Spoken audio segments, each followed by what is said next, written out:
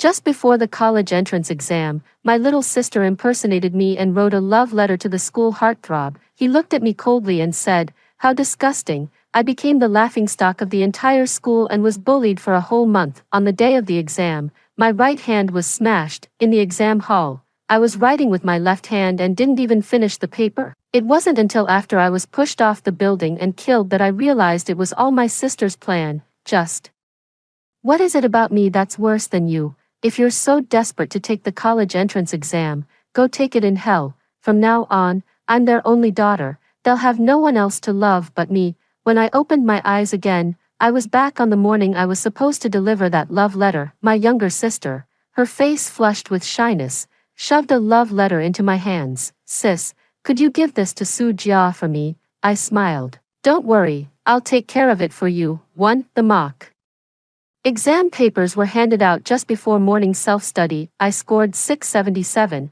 while my younger sister Su Yen got 402. Su Yen was quietly sobbing at her desk, but when she saw me walk by, she wiped the sorrow from her face. She gave me a sweet smile and said, "I knew you were the best, sis. Mom and Dad are going to be so proud of you." I nodded and turned to leave. She froze for a moment, probably unable to understand why I, who had always cared for her, didn't offer a single word of comfort. Su Yen was petite and sweet-looking, with a delicate, tearful beauty that tugged at the heartstrings. Everyone gathered around her like she was the center of the universe, indignant on her behalf. "It's okay, my sister just did really well on her exam and got a bit carried away in her excitement. That's all. Yen Yen, you're way too nice. Su Yuan treated you like that, and you're still sticking up for her. She's just full of herself because of her good grades. What's she got to be so cocky about?" School heartthrob Su Jia passed by my desk, casting a cold glance at the test paper on my table. "Grades aren't everything," he said. I kept my head down, working through a math problem I had gotten wrong on the paper. He stood beside me for a full minute before finally saying through gritted teeth, "Su Yuan, you've got some nerve." 2. Before morning exercises, I made an excuse that I wasn't feeling well and didn't go. I remember, before my rebirth, it all started on this very day. My fate was turned completely upside down. The school bell. Chen Yan grabbed Su Yen by the arm and pulled her away. In the corner of the hallway, I overheard their conversation. "If you make sure Su Yuan can't take the college entrance exam, I'll give you a chance to get into the Chen group. Don't think I don't know how jealous you are of your dear sister. Or are you just going to stand by and watch as your parents see only her as their precious daughter?" Finally, I heard Su Yen grit her teeth and say, "Fine, I'll do as you say." That's right. Su Yen wasn't my parents' biological child. I was born prematurely and have always had a very weak constitution. What's a common cold for others feels like a catastrophic disaster to me. Over those 2 years, our home received countless critical condition notices. The doctors even declared I wouldn't live past the age of 5. My parents shed so many tears behind my back. That was when Su Yen was adopted into our family. My father's close comrade in arms and his wife were both killed in a car accident, leaving their orphan daughter, Su Yen. After he brought Su Yen home, he cherished her as if she were his own daughter. Everyone treated her with great kindness. Growing up, whenever a gift was bought for me, there was always a better one for Su Yen. "Yen Yen, don't overthink it. You'll always be our daughter." Even if she failed her exam, her parents would still comfort her. "We don't expect you to be rich and successful, sweetheart. Your happiness is what matters most. Yen Yen, as long as you're healthy and well, that's more important than anything." To Su Yen, those words were like fingernails on a chalkboard. She believed our parents had no expectations for her, pinning all their hopes instead on me, her sickly older sister. It's true, I didn't die young as the doctors predicted. Instead, I stubbornly clung to life and made it to 18. All these years, I've burned the midnight oil and studied relentlessly. I did it so that my life, which was supposed to wither early, would have at least a few memories worth savoring. I hoped that when our parents spoke of me, their eyes would shine with pride, not well up with sudden tears. But even that tiny sliver of hope was personally crushed by Su Yen. 3. Just before the first class, Su Yen suddenly called me outside. She lowered her head bashfully and tentatively asked me, "Sis, you're not interested in the school heartthrob, are you?" I adjusted my glasses. "No, I don't have any romantic feelings for Su Jia whatsoever." That morning, before my rebirth, I had given the same answer. Su Yan cut in, I've always been so envious. I always felt there was this love-hate dynamic between you and the school heartthrob. She glanced at my reaction, stuck out her tongue, and said, actually, I've liked Su Jia for a long time, but he's a top student, and my grades are so poor, I never dared to talk to him much. Back then, Su Yan, her face flushed, handed me the love letter and asked me to pass it on. I comforted her, telling her not to overthink things before the college entrance exams. I advised her to focus on her studies and wait until after the exams were over, but she tugged at my sleeve, pleading, and promised that no matter the outcome, she would study hard and prepare well for the exams. You're the best, sis, just help me this once, please. This time, she handed me the love letter. Her face flushed. I looked at her hopeful gaze and smiled. Don't worry, I'll sort everything out for you. Before afternoon class, Chen Yan, the school's most popular girl, walked past Su Jia's desk. The next second, her jaw dropped in disbelief as she picked up a pink envelope between two fingers. Chen Yan raised her hand, drawing everyone's attention. Seriously, in this day and age, who still writes something as old-fashioned as a love letter? Su Jia wasn't there. The whole class was buzzing with gossip. A girl in the back row said in a sour tone, who wrote this? Don't they know our top student is Ivy League material? How dare they bother him at such a critical time? Chen Yan walked up to her. Why don't you read it out loud? The girl didn't hesitate at all, tearing open the envelope in a few quick motions. I stood up. Isn't it wrong to open someone else's mail? Chen Yan looked at me with disdain. Su Yuan, why are you so nervous? Don't tell me you're the one who wrote this love letter. Before I could say a word, Su Yan suddenly cut in. Forget it. Sis, just leave it. Any further attempt from me to stop her would only seem like a guilty overreaction. The girl gave the letter a scornful once-over before reading it aloud in a mocking, sing-song voice. Dear Su Jia, I have admired you for so long. I wonder if you've ever felt your heart skip a beat, waking up each morning, but at the very least, my feelings for you, reading to the end. She frowned.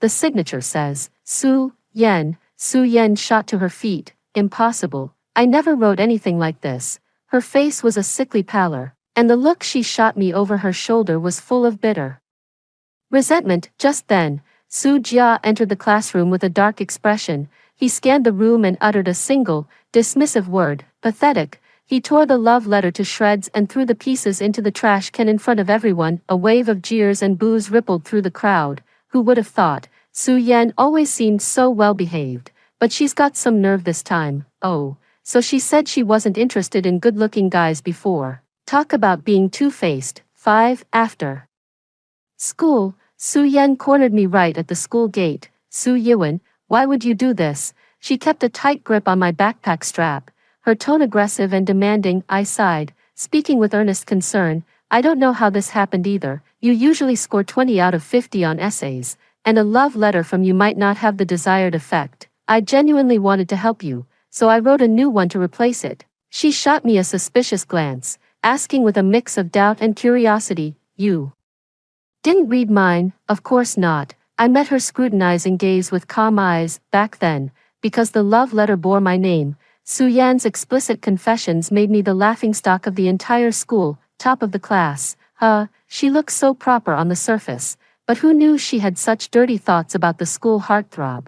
Still dreaming of holding you as I fall asleep. Who do you think you're fooling? After that incident, I became a target of relentless bullying, a bloody, dead rat in my school bag, being forced to swallow filthy water. That was just the appetizer for them. Back then, Su Yan came over to check on me. I covered up the dead rat in my school bag, afraid of scaring her. With a face as pale as a ghost, I told her it was nothing. With red-rimmed eyes, Su Yan asked me insincerely, should we tell your parents? Have them come to the school? I shook my head to reassure her. Mom and Dad are busy with work. It's only 1 more month. Just grit your teeth and get through it. Everything will be better after the college entrance exams. Back then, I failed to notice the fleeting glimmer of schadenfreude in her eyes. Su Yuan, how could your dear little sister ever let you off the hook so easily? 6. That evening, I received a message from Su Jia on QQ, which he quickly deleted. After a while, seeing I hadn't responded,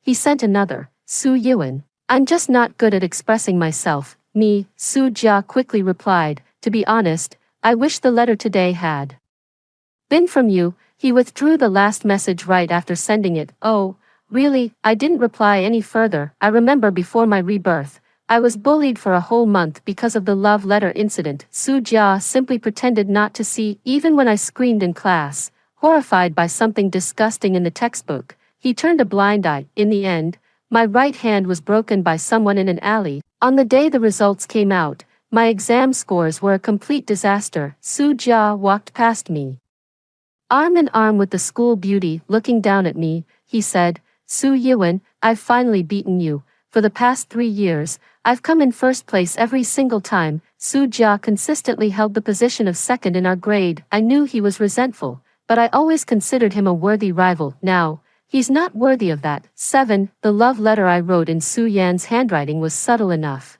combined with the fact that the school belle, Chen Yan, wasn't there to stir up trouble this time.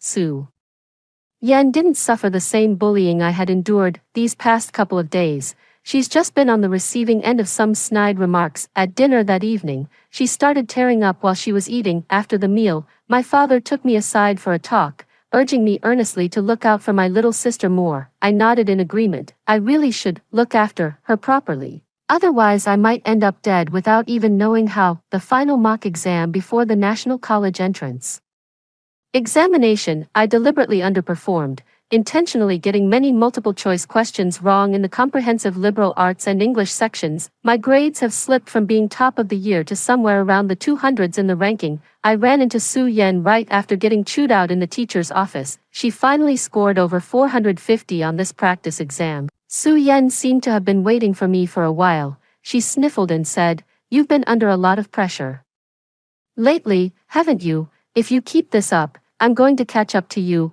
I raised an eyebrow. A 200-point gap, and you call that catching up? Students passing by were whispering among themselves. I heard the school invited Shenzhou, that top student from Peking University, for the pre-exam pep rally. They say he was the academic legend of our school back in the day. I saw the interview. He's incredibly handsome. Shenzhou? My steps faltered for a moment. I had seen him before on the bulletin board, a prodigy from Peking University's history department. He was already working on independent projects with his advisor by his sophomore year.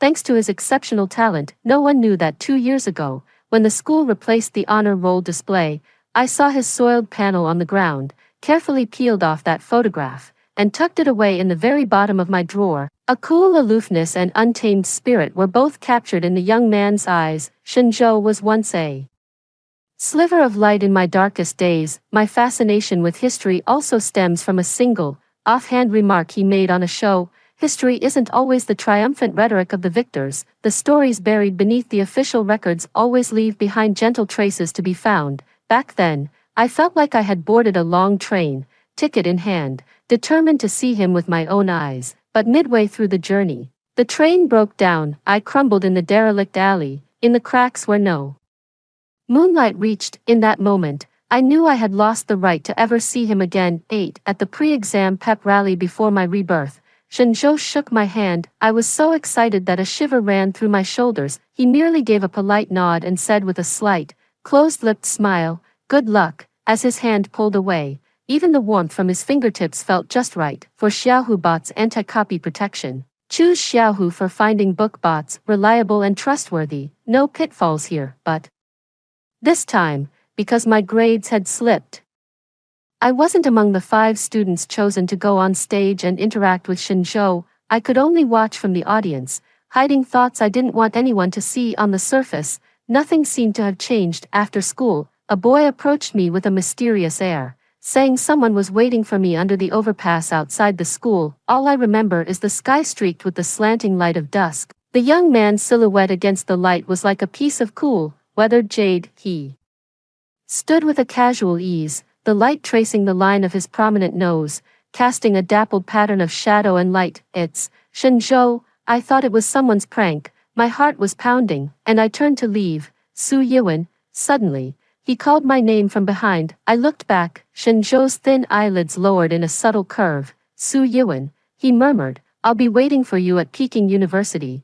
9. I was in a complete daze even after getting home, as if I had just woken from a bizarre and nonsensical dream. The college entrance exam was only a few days away. I dreamed that on the morning before the exam, I drank the soy milk Su Yan handed me. After that, I was groggily taken by a Didi driver to an unfamiliar place. The moment I got out of the car, I was dragged into an alley by thugs lying in wait.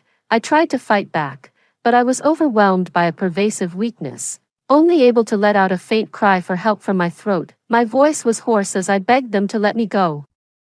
Please, don't do this, I'm begging you. Finally, the bricks in the thugs' hands came down. After the searing pain, blood gushed from my right hand. They spat in contempt and walked away without a backward glance. When I came to, the physical pain was almost gone. All I knew was that in that moment, every last shred of my pride had been utterly destroyed. I missed the Chinese language exam. For the remaining subjects, I struggled to write the answers with my left hand. 10. The day before the Gaokao, Su Yan pleaded with a pout, saying it would be fine if only Dad took the day off to drive us to the exam site. Su Yan and I were assigned to the same exam center, but not the same testing room. I'll go with my sister, maybe some of her top student luck will rub off on me. But early the next morning, she suddenly looked panicked, frantically rummaging through her school bag. Her father asked what was wrong. Su Yan's voice trembled with urgency. On the verge of tears, I mixed up my exam admission ticket with my desk mates,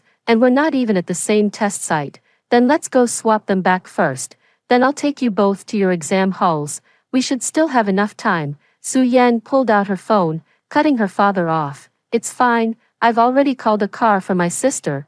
We can't let her be late for her exam because of me. My father thought it was a good idea and immediately decided to see her out. But then, as if suddenly remembering something, Su Yan turned back, went inside, and fetched a bag of soy milk with its lid already twisted open. Sis, consider this soy milk a little token from your little sister, for good luck on your exam. My father patted her head, his voice full of warmth. Yen Yen has really grown up. She got up early this morning just to buy you breakfast. Su Yan shoved the soy milk in her hand toward me. Here, sis, drink it while it's hot. She stared at me intently, a shadow of something dark lurking deep in her eyes. I smiled. After over a decade together, and even with that love letter, I still left her a way out, but given a second chance, she still wanted to see me dead. My dad brought over the steamed buns from the table, gave me a few words of advice, and told me to focus on the test, to put Su Yan's mind at ease.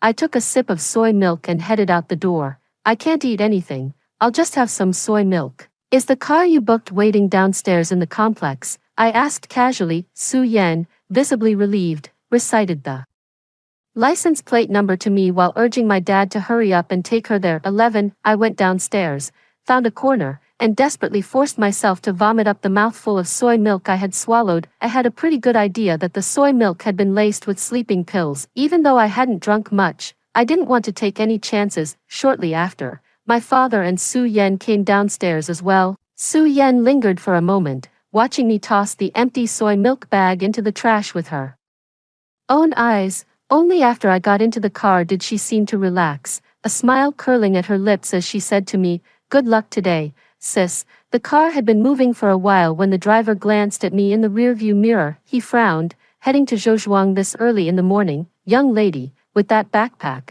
Are you taking the college entrance exam today?" Perhaps in my past life, the driver had asked me the same question, but by then, the medication had already taken effect, and I had fallen into a deep sleep in the car. I smiled back and said, "I'll get off at the pharmacy up ahead." I entered the wrong address. Sorry for the trouble. After getting out, I slipped the driver 200 yuan and asked him to drive to the original destination, saying a friend was waiting to meet me there. The driver agreed without hesitation. I went to the pharmacy and bought some bandages and adhesive tape. If you're going to put on a show, you have to go all the way. Su Yan, I'm really looking forward to the day your cherished dream comes crashing down. I stood by the roadside trying to hail a cab for a long time, but unfortunately, every one that passed was occupied. All the hassle had already taken forever, and now I was stuck right in the middle of the morning rush hour. If I had to wait any longer, I didn't even want to think about it. Standing there on the curb, I was so frantic that beads of sweat formed on my forehead. On my phone, the Didi app just showed my ride request stuck in the queue. I kept waving my arm, but not a single empty taxi would stop. Just as I was at my wit's end, a Benelli motorcycle suddenly glided past in front of me. It had been moving quite slowly to begin with, as if the rider was looking for someone. The next moment, the motorcycle that had just passed me turned around and came to a stop right in front of me. The young man on the bike took off his ash-gray helmet, revealing a pair of strikingly beautiful eyes. He has a cool, aloof demeanor. Shinjo. Seeing me, Shinjo lowered his gaze slightly. Just passing by, need a ride? He lowered his head and gave me a polite smile. I never imagined I'd run into him at such an awkward moment. I nodded, somewhat dumbly. As I got into the car, the chaos all around seemed to fall silent in that instant. As soon as I settled in, Shinjo tilted his head slightly and asked in a gentle, quiet voice, "Are you scared?" I was taken aback for a moment, thinking he was worried about his own speed. Carefully, I tugged at the corner of his shirt near his waist, my fingers tightening. "No, I'm not." Shinjo's shoulders stiffened briefly before he let out a soft chuckle. "Actually, you could hold on a little tighter." The moment the words left his mouth, a brief silence fell between us. As I tilted my head back, I caught a glimpse of the nape of Shinjo's neck, pale and slender, peeking out from the collar of his shirt. Then, the tips of his ears flushed a faint pink. Shinjo quickly added, as if to cover up,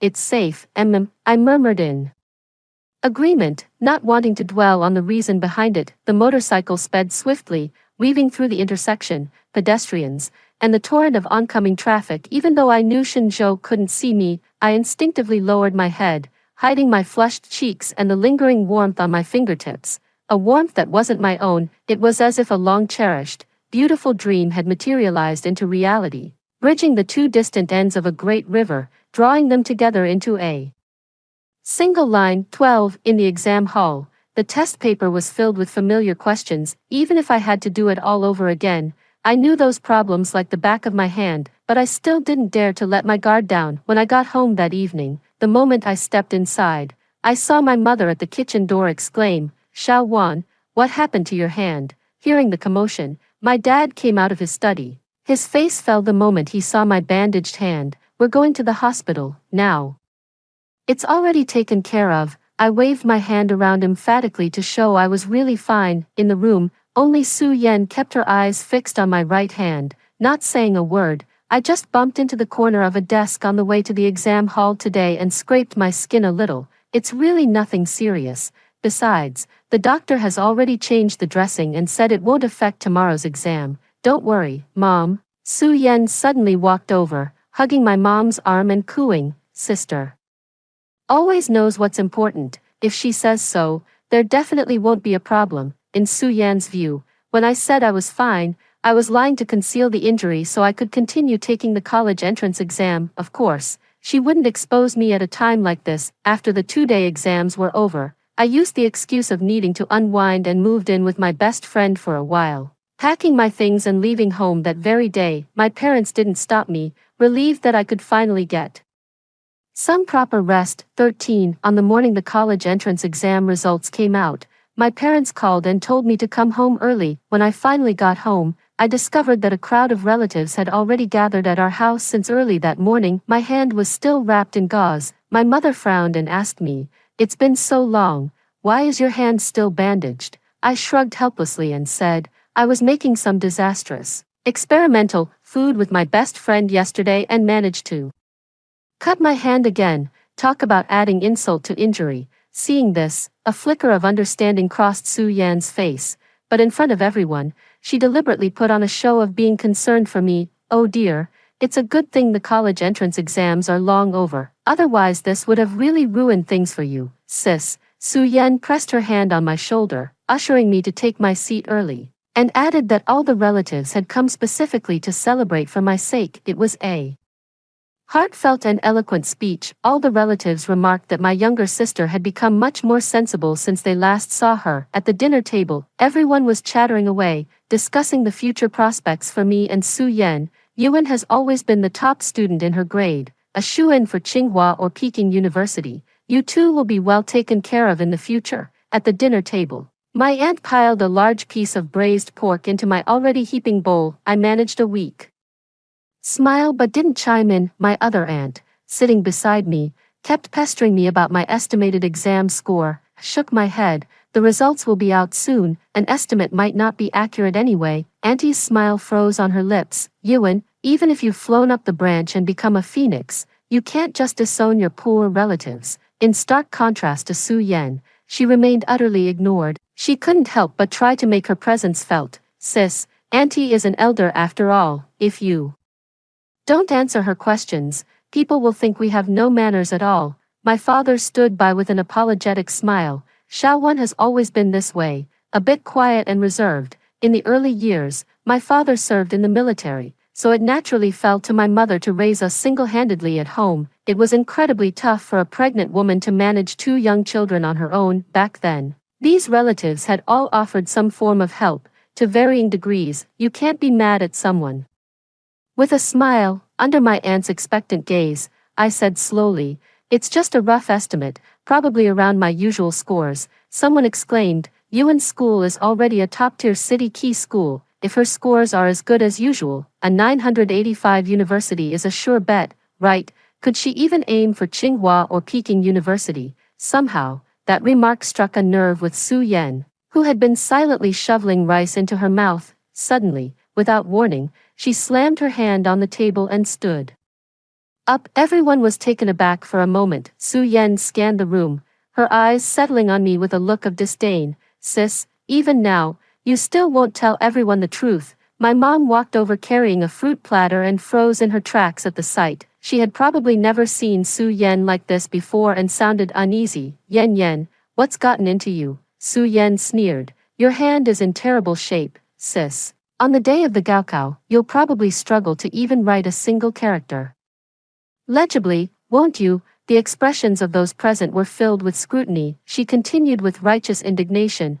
Peking and Tsinghua, you'll be lucky to get into a vocational college. Sis, we're adults now. Why drag everyone along for this pipe dream of yours? Su Yan's words left everyone in the room stunned. My aunt was the first to press me. Yuan, what on earth happened? Yes, I glanced at her, a flicker of dimness passing through my eyes. I did hurt my hand on the day of the college entrance exam, but it didn't affect my ability to answer the questions. To everyone present, my expression seemed to tacitly confirm Su Yan's version of events. Even though I was still stubbornly insisting otherwise, an awkward and heavy silence instantly fell over the room. My father said through gritted teeth, telling everyone to go home first, and that he'd notify them all individually once the results came out. This was starting to look like a family scandal. Everyone took the hint. As she was leaving, my aunt said to my mother with feigned concern, I told you back then, I offered to have her stay at my place to give my son some last-minute tutoring before the exam,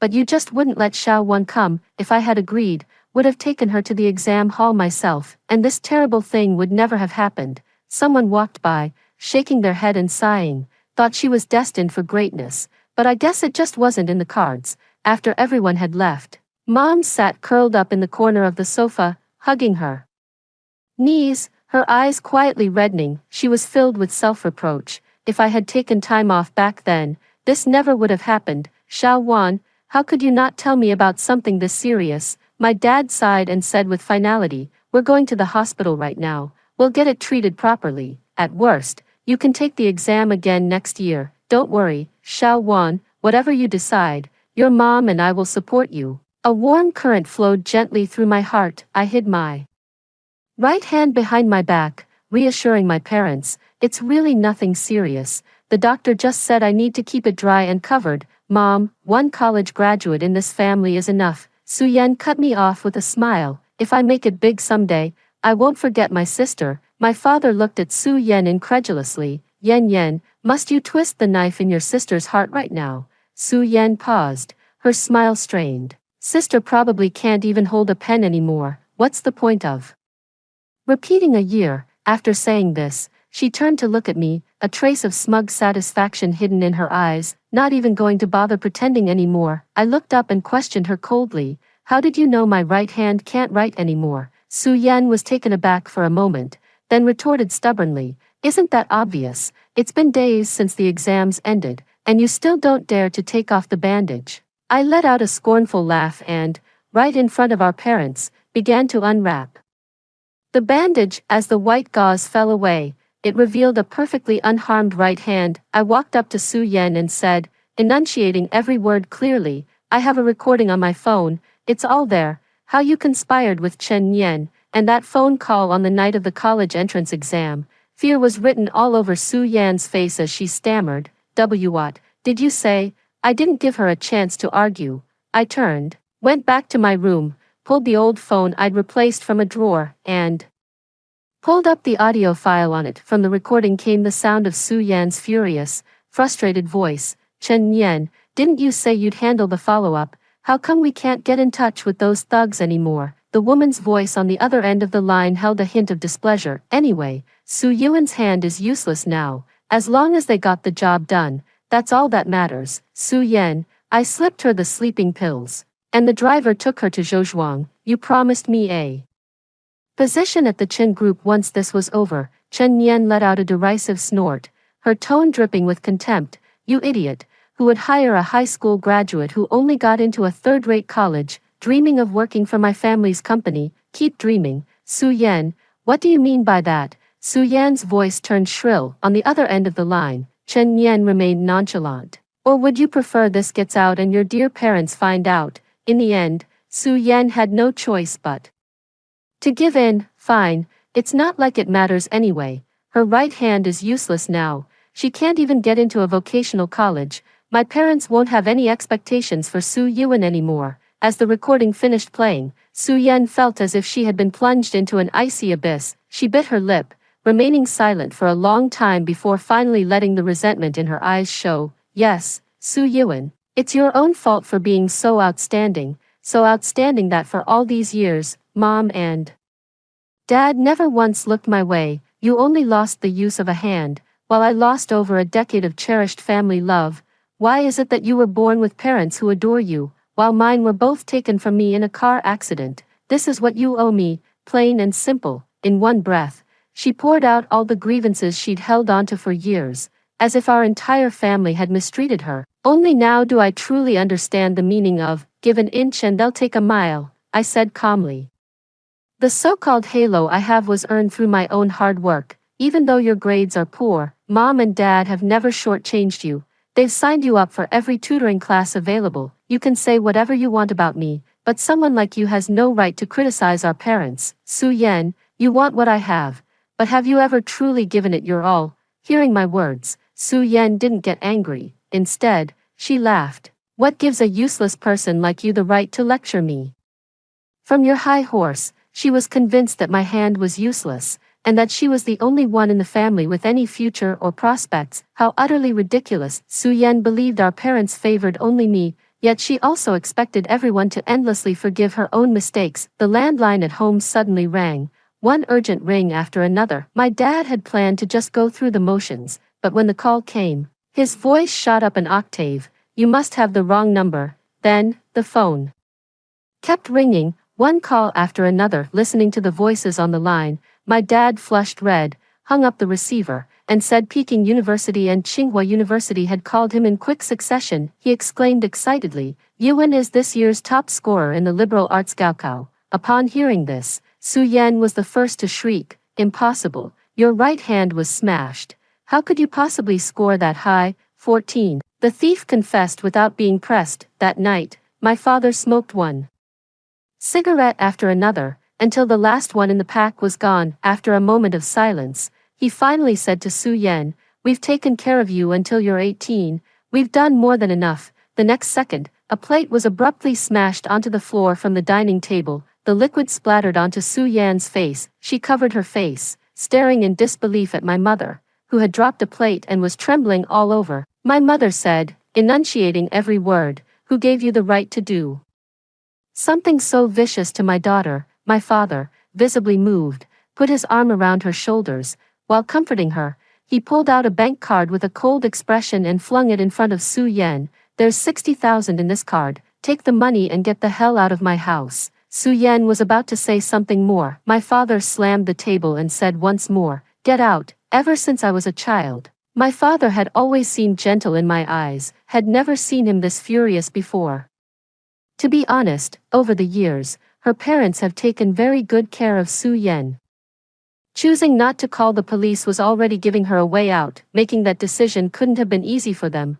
Their hearts must have been heavy. Where do you want me to go? Where can I go? Su Yan suddenly began screaming hysterically. In the end, she even dropped to her knees with a thud in front of me, looking up and clutching at my pant leg. I was wrong, sis, please, can you talk to mom and dad for me? This was her usual trick. Every single time she messed up, it was the same old routine. I'm sick of seeing this, Su Yan stammered through her tears. Sis, I know I was wrong, I really do.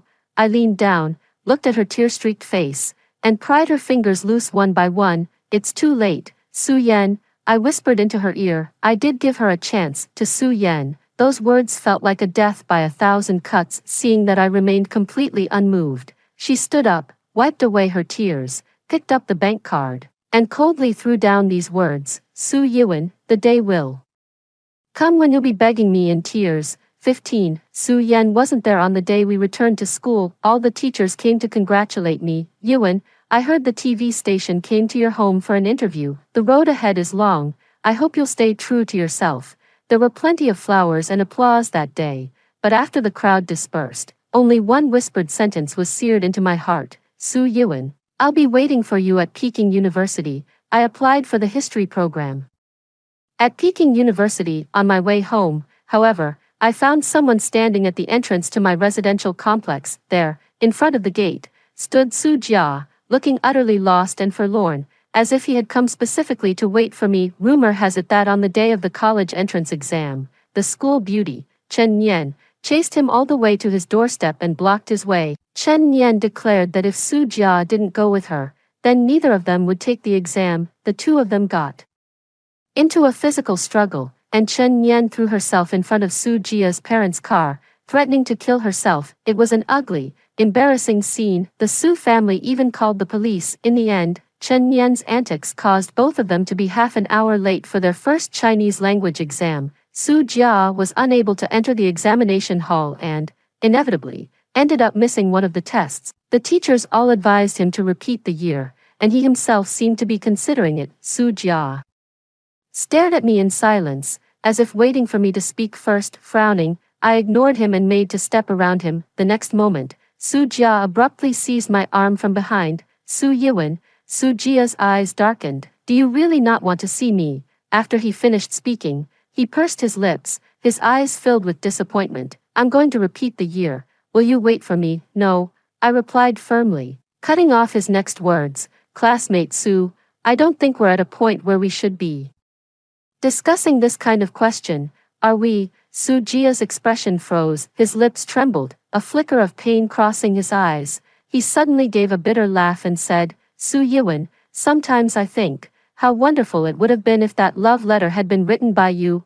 I glanced at him, smiled quietly, and said softly, get lost. Su Jia stared at me in disbelief, rooted to the spot in stunned silence. I held my head high and walked away with an air of triumph. If I hadn't been given a second chance at life, I would never have known this person could be such a two-faced hypocrite. 16. When the long vacation arrived, I used my scholarship money to add to my parents' savings, allowing us to upgrade to a slightly larger home. I can finally go to the place I've been striving for all this time. This is truly something worth celebrating. After the excitement faded, I suddenly felt a strong urge to share this with that special person in my life. I wanted to call him and say, thank you, in person, but I was filled with regret, realizing I had even forgotten to ask Shinzhou for his contact information back then. I dug out that photograph and wrote a line of text neatly on the back. Senior Shen, please wait for me. 2 months later, the new students arrived at Peking University. The entrance to the university was bustling with a large crowd. Suddenly,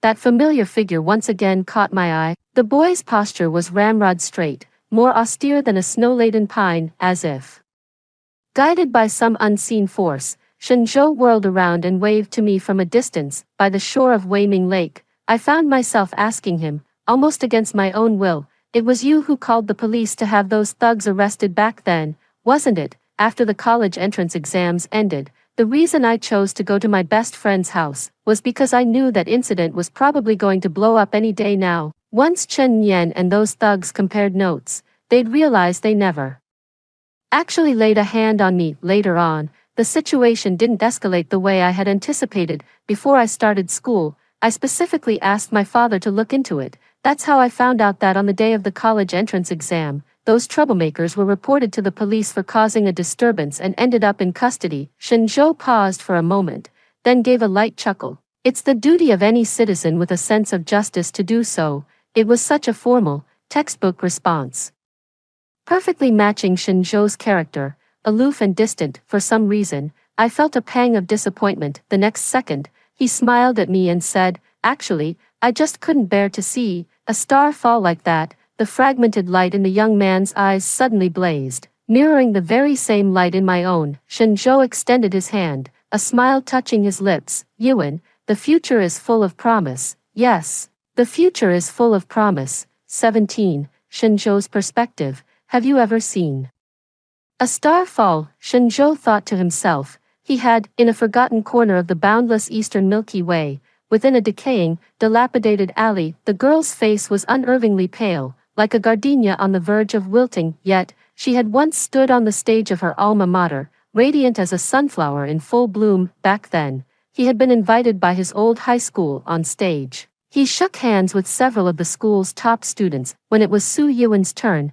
he offered the customary encouragement. "You've got this." The other person was taken aback for a moment, then smiled back at him. Okay, that smile was too radiant, too dazzling, and in that very moment, for the first time in over 20 years, the long silent, desolate instrument of Shinjo's heart had its strings gently plucked by another, and then, the stars fell. Fate, as if using a montage technique, wove dreams and reality together. He saw with his own eyes the girl collapse in that dilapidated alley. Each of her helpless cries and pleas seemed to chisel deeper into his heart, carving out a more profound sorrow. The blood was a shocking, vivid red before it dried, eventually hardening into a stark line of newsprint. Su Yuan fell from the 11th floor. In the newspaper, the girl in the black and white photograph still wore a captivating smile. Shinjo's chest heaved. Upon waking, he couldn't even tell what was a dream and what was reality. The river of fate had, without intention,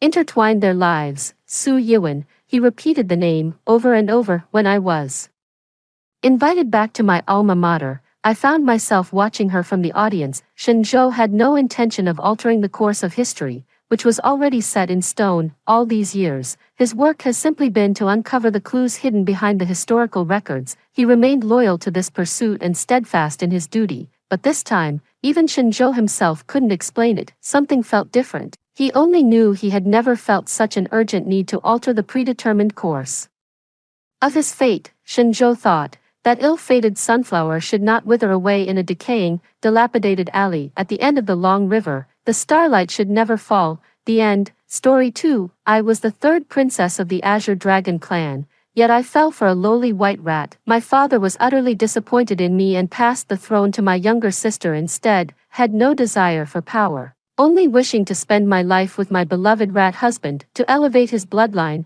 I drained my own vital essence without hesitation, helping him grow stronger step by step. Soon after, it evolved into a mighty white tiger. I was now carrying the fruit of our love within me. On the day of childbirth, my beloved white rat husband pierced my heart in my moment of weakness. He coldly declared, "You should have died long ago. Only a noble princess like Tess deserves the glory of being with me." The white tiger. My younger sister walked in smiling, with the white mouse nestling by her side. I collapsed in despair. When I opened my eyes again, I was back on the day of choosing my companion beast. Without hesitation, the white mouse chose to stay with my sister. Their smug grins told me everything. They'd been reborn too. A cold laugh echoed in my heart. Little did my sister know, without my aid, White Rat was nothing but a feeble creature, for I alone am the true heir of the divine bloodline. In the grand hall of the divine temple, my father the emperor gazed at me with icy detachment. "Naira,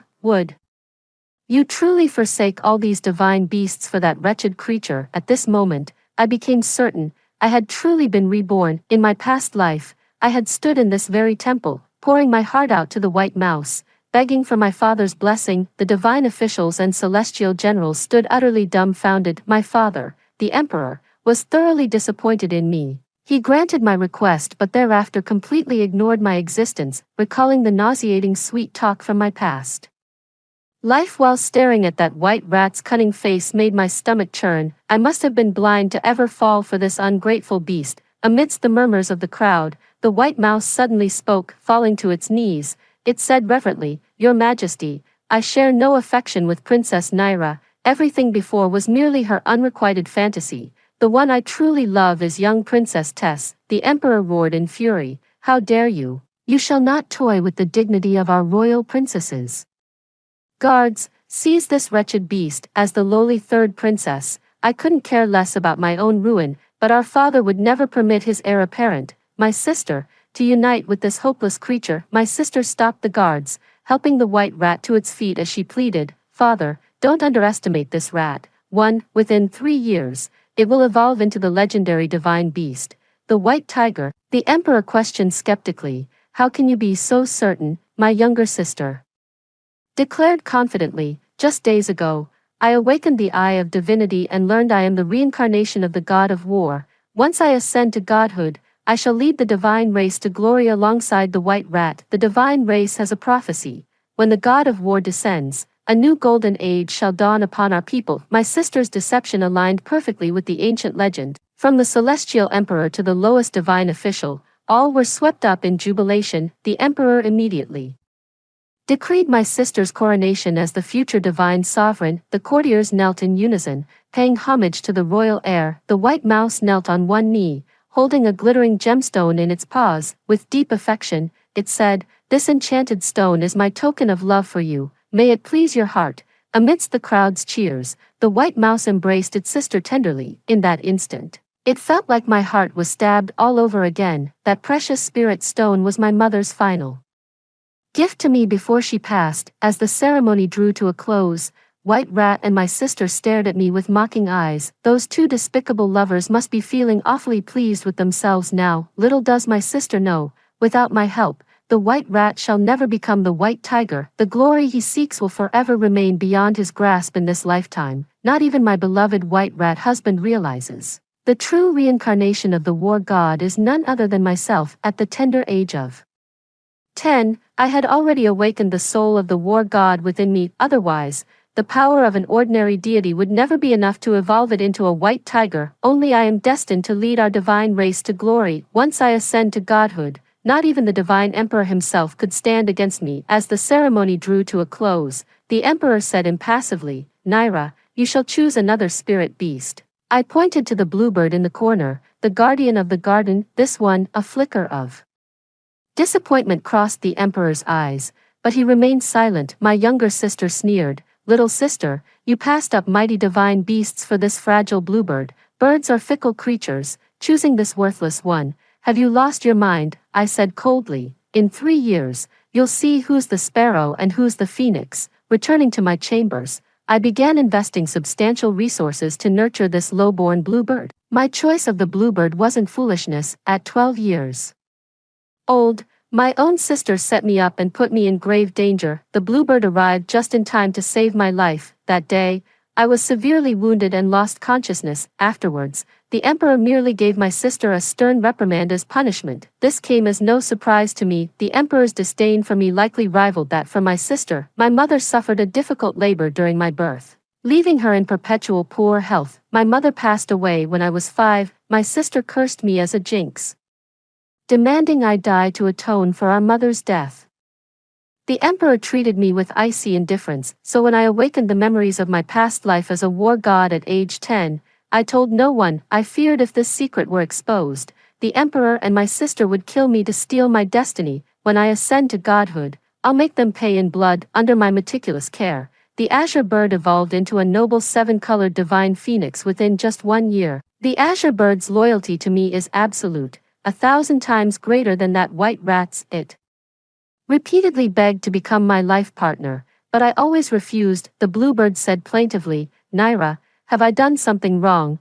Why are you so reluctant to accept me?" I replied coldly, "You males are always so fickle, I can't trust you." Suddenly, a sharp whistling sound came from the distance. The emperor descended into the courtyard with my younger sister, landing gracefully from the sky. This might be the first time father has ever visited my quarters. The moment he landed, father declared with authority, "Naira, Your sister's bonded white rat suffered critical injuries during its failed evolution. I require something from you to heal the creature." I smiled bitterly. "All your treasures went to my sister. What could I possibly have left?" The emperor said coldly. "You must have what I seek." I asked, "What is it?" My sister smirked cunningly. "Your lifeblood and marrow." In an instant, my face turned deathly pale. The royal blood and marrow of a divine princess possess miraculous healing powers, capable of reviving the dead and regenerating flesh. In my past life, I sacrificed my essence, blood and marrow every year to feed the white rat. Empowered by my gifts, the white rat grew increasingly formidable step by step. When my sister underwent apotheosis, she nearly failed due to encountering an overwhelming divine tribulation. The white rat expended its own cultivation, releasing the power it had absorbed over the years, transforming it into divine rays of light. With the aid of this divine radiance, my sister successfully weathered the heavenly tribulation and ascended to godhood. Never did I imagine that even in this reborn life, I'd still end up as their sacrificial pawn. I demanded furiously. "By what right?" My sister shot me a venomous glare and sneered. "Because you're worthless.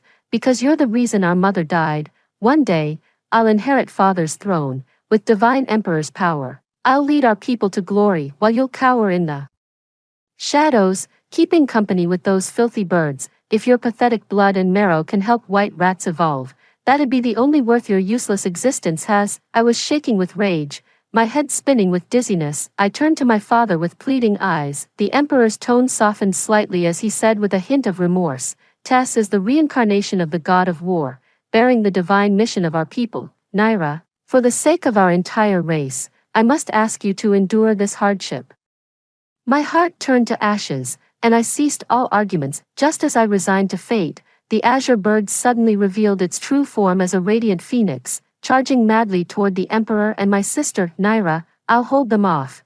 You must flee now, too." I stared at the azure bird in stunned silence. A mere sparrow dares to challenge the divine emperor. Has it gone completely mad? The emperor father effortlessly parried with the azure bird. Within mere minutes, the azure bird was drenched in blood and forced back to its true form. Had it not been my bonded mate, it would have perished at the emperor's first strike. The bluebird rose from the pool of blood, gritting its teeth to fight again. Only at this moment did I truly understand. Not everyone is as heartless and ungrateful as those white rats. The one who truly loves me, willing to lay down their life for me, has been by my side all along. With tears in my eyes, I stepped in front of Qingniao and whispered, "Stop fighting, I'll do as they ask." The enraged Qingniao prepared to strike again. "They'll have to walk over my dead body before harming you." With a gentle palm strike, I knocked Qingniao unconscious and ordered the maid to take her away to rest. Then I followed my father and younger sister to the temple. The emperor took a dagger and personally cut open my body. My sister used a sharp blade to extract my vital essence and marrow,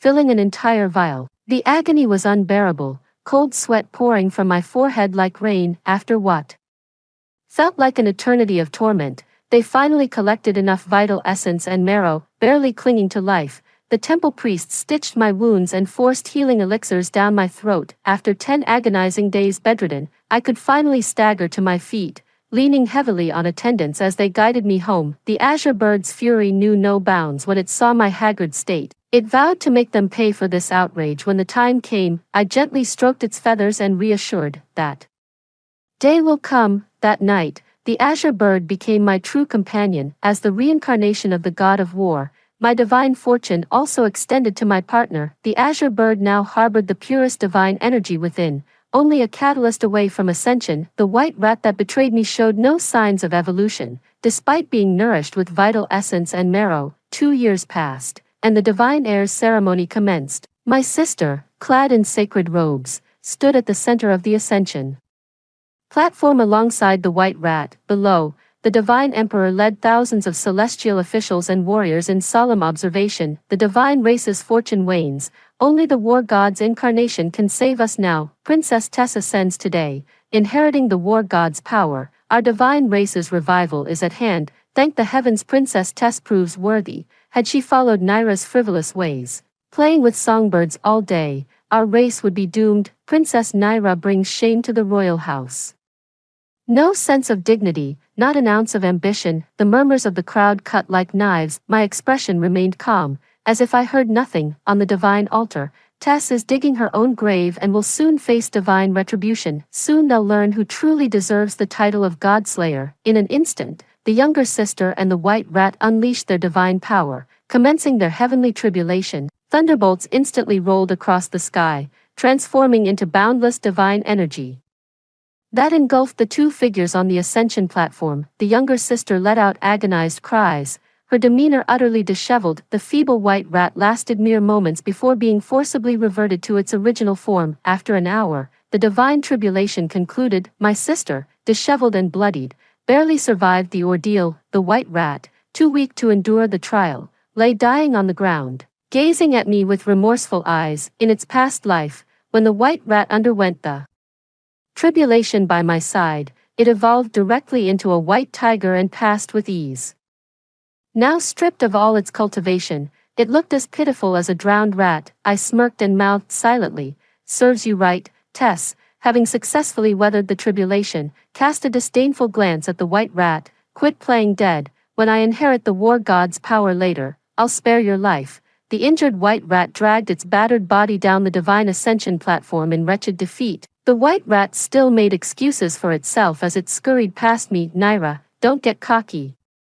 Once Tess inherits the war god's power, I'll evolve into a white tiger too, and we'll stand together at the pinnacle of the divine race." The bluebird kicked it hard, sending it flying several meters away. The emperor said with relief, "Tess, now that you've ascended to godhood, swiftly inherit the power of the war god. Our millions of divine kin have awaited this moment for far too long." The ministers chanted in unison, "Princess Tess, inherit the power and ascend the divine throne." My younger sister on the platform was visibly flustered. He'd been falsely claiming to be the reincarnation of the god of war, but now the truth could no longer be concealed. With no other choice, the younger sister raised her hands to the heavens, devoutly praying for the war god's mercy to grant her strength. After kneeling awkwardly for half an hour, not a single sign came from the heavens. Blushing with embarrassment, the younger sister explained, "Father, I'm simply too exhausted today. I'll claim the war god's power after I've rested properly." The emperor's face darkened as he remained silent. The court officials whispered among themselves, doubting the truth of Tessa's words. I knew my moment for counterattack had arrived. I took Qingniao's hand and strode to the center of the ascension altar. Tess scowled as usual, snapping at me, "Naira, what are you doing here? Stop embarrassing yourself with that wretched bird." "Get lost," I sneered. "The war god's power would never manifest in the unworthy. You may steal that white rat from me, but you can never steal my destiny." My sister snapped angrily, "If I can't do it, do you really think you can?" I smiled and said, "Indeed, I am the war god incarnate." The emperor roared in fury, "Naira, your reckless words before the court have shamed the royal family. 3 guards, take Naira to the celestial dungeon and torture her as punishment." The ministers buzzed with discussion. "Naira and that bird think they can ascend to godhood. Dream on." A single divine thunderbolt would reduce them to ashes. "Naira's really going all out just to steal the spotlight." Ignoring the crowd's whispers, I clasped Qingniao's hand as we channeled our combined power to summon the divine tribulation once more. From the royal stands, the emperor struck out in fury. A golden palm imprint descended upon me with terrifying pressure, carrying the weight of divine wrath. This was the critical moment of my divine tribulation. For celestial beings, surviving the tribulation is a matter of life and death. Success means ascension to godhood, gaining immense power and eternal life. Failure would reduce one to a crippled wreck, like that lifeless rat on the ground. Some might even be scared out of their wits. At this critical juncture, my father the emperor turned against me, powerless to resist. I could only watch helplessly as the golden palm imprint drew nearer. "Don't you dare lay a finger on her." The bluebird once again blocked my path. With an enraged cry to the heavens, its body erupted in prismatic radiance, swelling with the wind until it transformed into a 300-foot-long phoenix. A single graceful wing beat scattered the emperor's assault before it soared skyward, casting its majestic gaze upon the land below. A flicker of terror flashed through the emperor's eyes. "No, impossible. The phoenix of the divine race went extinct millennia ago. How could it possibly reappear now?" The phoenix is a mythical beast of legend, its lineage even more formidable than that of the white tiger. The azure bird let out a skyward cry and soared into the clouds. In the blink of an eye, it had fully transcended the divine tribulation and landed before me. "Naira, Please bestow upon me a name. I gazed at it calmly and said indifferently, you've already evolved from a bluebird to a phoenix with my power. Why would you need me to name you? Perhaps following my father or Tess would lead you to a brighter future. Seeing Bluebird's current success, I can't help but remember White Mouse from the old days. During my darkest hours, White Mouse was always by my side. As a child abandoned in the cold palace, my imperial father wouldn't spare me a glance all year. The palace eunuch skimmed nearly all my daily necessities on freezing nights when I was 7 or 8, shivering sleepless. It was the white rat who brought me warm fur to barely survive the bitter winter. We made a pact to stay together for life. Little did I know we could weather storms together, but never share prosperity. The white rat stayed not out of loyalty, but for lack of opportunity. The higher the hopes, the harder the fall. Facing the phoenix transformed azure bird, I no longer hold any expectations. The azure bird's eyes burned with resolve. Naira, you may kill me, but you cannot drive me away, even in death. Until my last breath, I'll remain your bonded beast. The bluebird's words quietly melted my long frozen heart. Fighting back tears with a tingling nose, I said, very well, I name you Cashin. Birds embody fire, phoenixes dance across heavens. As a divine beast, you shall soar the skies and protect all people. Thrilled with his new name, Cashin did an excited loop in the sky. Thank you for the name, Naira. A whirlwind of complex emotions, envy, jealousy, loathing, flashed through Tessa's eyes. She shrieked sharply, Naira, how dare you let your familiar show such disrespect to the Emperor? The Emperor gazed at Cashin soaring across the sky, a glint of avarice flickering in his eyes. Clearing his throat, he resumed his facade of regal authority. Cashin, you were once my garden guardian. Your ascension to phoenixhood wasn't Naira's doing. It was our divine clan's resources that forged you. If you pledge allegiance to our house, I shall appoint you as the Grand Marshal of the realm. Cashin asked, what does pledge allegiance mean? Tess immediately grasped her father's intent and blurted, it means becoming my bonded beast. Neither my father nor I shall ever wrong you again. Beneath the stands, the newly awakened white rat dragged its wounded body in terror, scrambling onto the platform once more. Tess, what about me? A flicker of disgust flashed in Tessa's eyes. If you're still salvageable, you can serve as my bonded beast alongside Cashin. If you fail to evolve by the time I inherit the war god's power, you might as well just die. Tear streaks ran clean through the bloodied fur on the white rat's face. I bet it's sick with regret by now. Too bad it's far too late. A wretched creature like this deserves nothing but a lonely, lingering death. Seeing Cashin remain unmoved, the Emperor raised the stakes again. Name your terms. Everything is negotiable. Naira is merely the third princess. No power, no prospects. If she forces her tribulation, she'll either perish or end up a cripple. You've transformed from a mere bluebird into a phoenix. Don't you crave soaring to greater heights? Cashin spread his wings midair and unleashed a torrent of flames from his maw. The inferno rained down, leaving the Emperor and Tess charred from head to toe. The damage was minimal, but the humiliation burned deep. The Emperor's wrath erupted, his divine aura radiating once more. What can a mere phoenix do? The dignity of our divine race is not to be defied. In an instant, tens of thousands of celestial warriors emerged from the clouds. Even in his newly transformed phoenix form, Cashin stood no chance against their combined might. I lay facing the heavens, eyes closed, silently awaiting the divine tribulation. The gloomy sky was alive with thunder and lightning. Even the divine soldiers surrounding me dared not approach recklessly. A divine thunderbolt as thick as a barrel engulfed my body, yet left me unharmed. The divine warrior power hidden within me was fully awakened by the thunder's strike. My body began levitating uncontrollably as celestial music echoed through the heavens,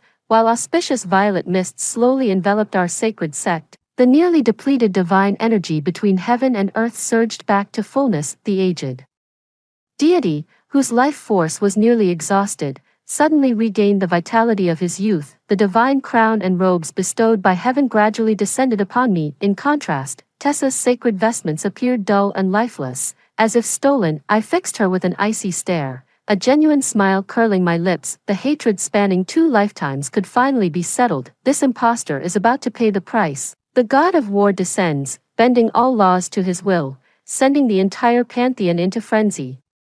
Darkening the skies, a massive host of hundreds of thousands emerges from the clouds. These were the Pantheon's elder statesmen, long retired to mountain seclusion as their vital energies waned. They were so overwhelmed at seeing me again that they prostrated themselves from miles away. All hail the return of the god of war, the crowd roared in unison, their voices shaking the heavens. Even my father, clad in resplendent golden robes, paled in comparison to me, the sheer pressure radiating from me at this moment is enough to terrify everyone. With but a single thought, I could reduce my father the emperor and his thousands of divine soldiers to ashes. The emperor saw pure murder gleaming in my eyes. For the first time in his century-long reign, fear flickered in the monarch's gaze. Naira, I am your father emperor. Are you attempting treason? I sneered coldly. The divine ancestors decreed, when the war god is absent, the divine emperor may temporarily wield their authority. Now that I've returned as the war god,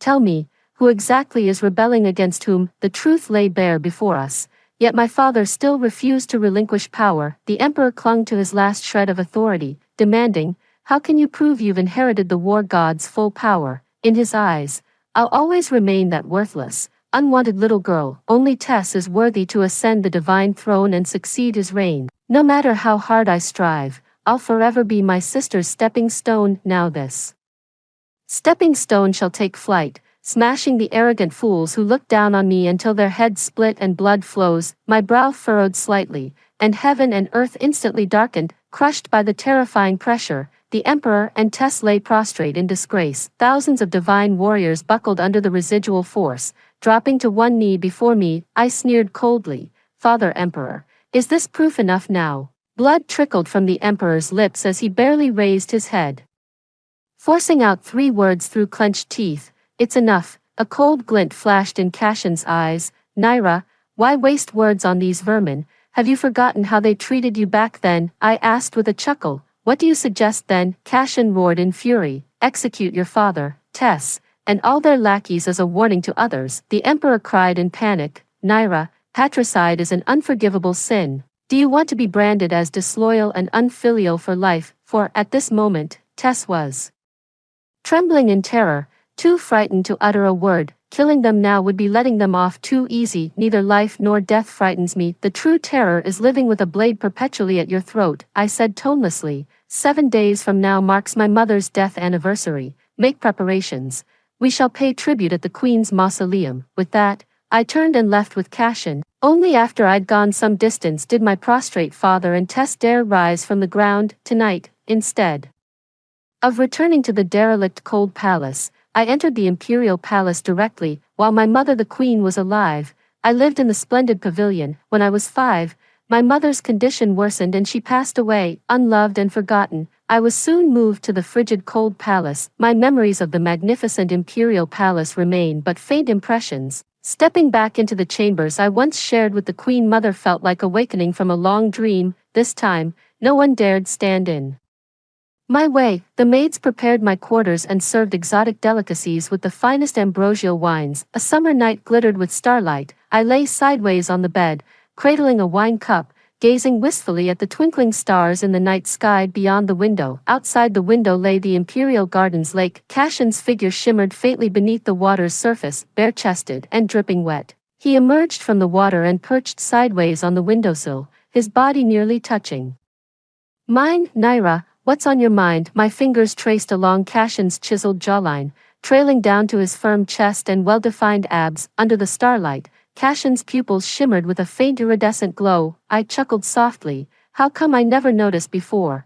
You're actually quite handsome. The old Cashin always stood silently behind me, wearing that quiet, reticent look. I knew it was his inferiority complex. He believed his guardian status made him unworthy to stand by my side. Now that he's risen as a phoenix, he can finally lay down the burden in his heart. With growing boldness, Cashin climbed onto my bed. He breathed softly against my earlobe. Naira, I finally have the right to be with you properly. Everything I have, you gave me, and you are my everything. Fighting back my fluster, I gave him a light push. Stop fooling around. I need to rest. Get out. Cashin leaned down, pressing his lips to mine with a husky whisper. You won't be rid of me tonight. When I first made the pact with Cashin to become my familiar, many warned me that avian spirits were fickle lovers. At first, I didn't believe them. Just a little bird, How much trouble could it possibly cause? It wasn't until the next morning when my entire body ached with exhaustion, leaving me too sore to even rise from bed,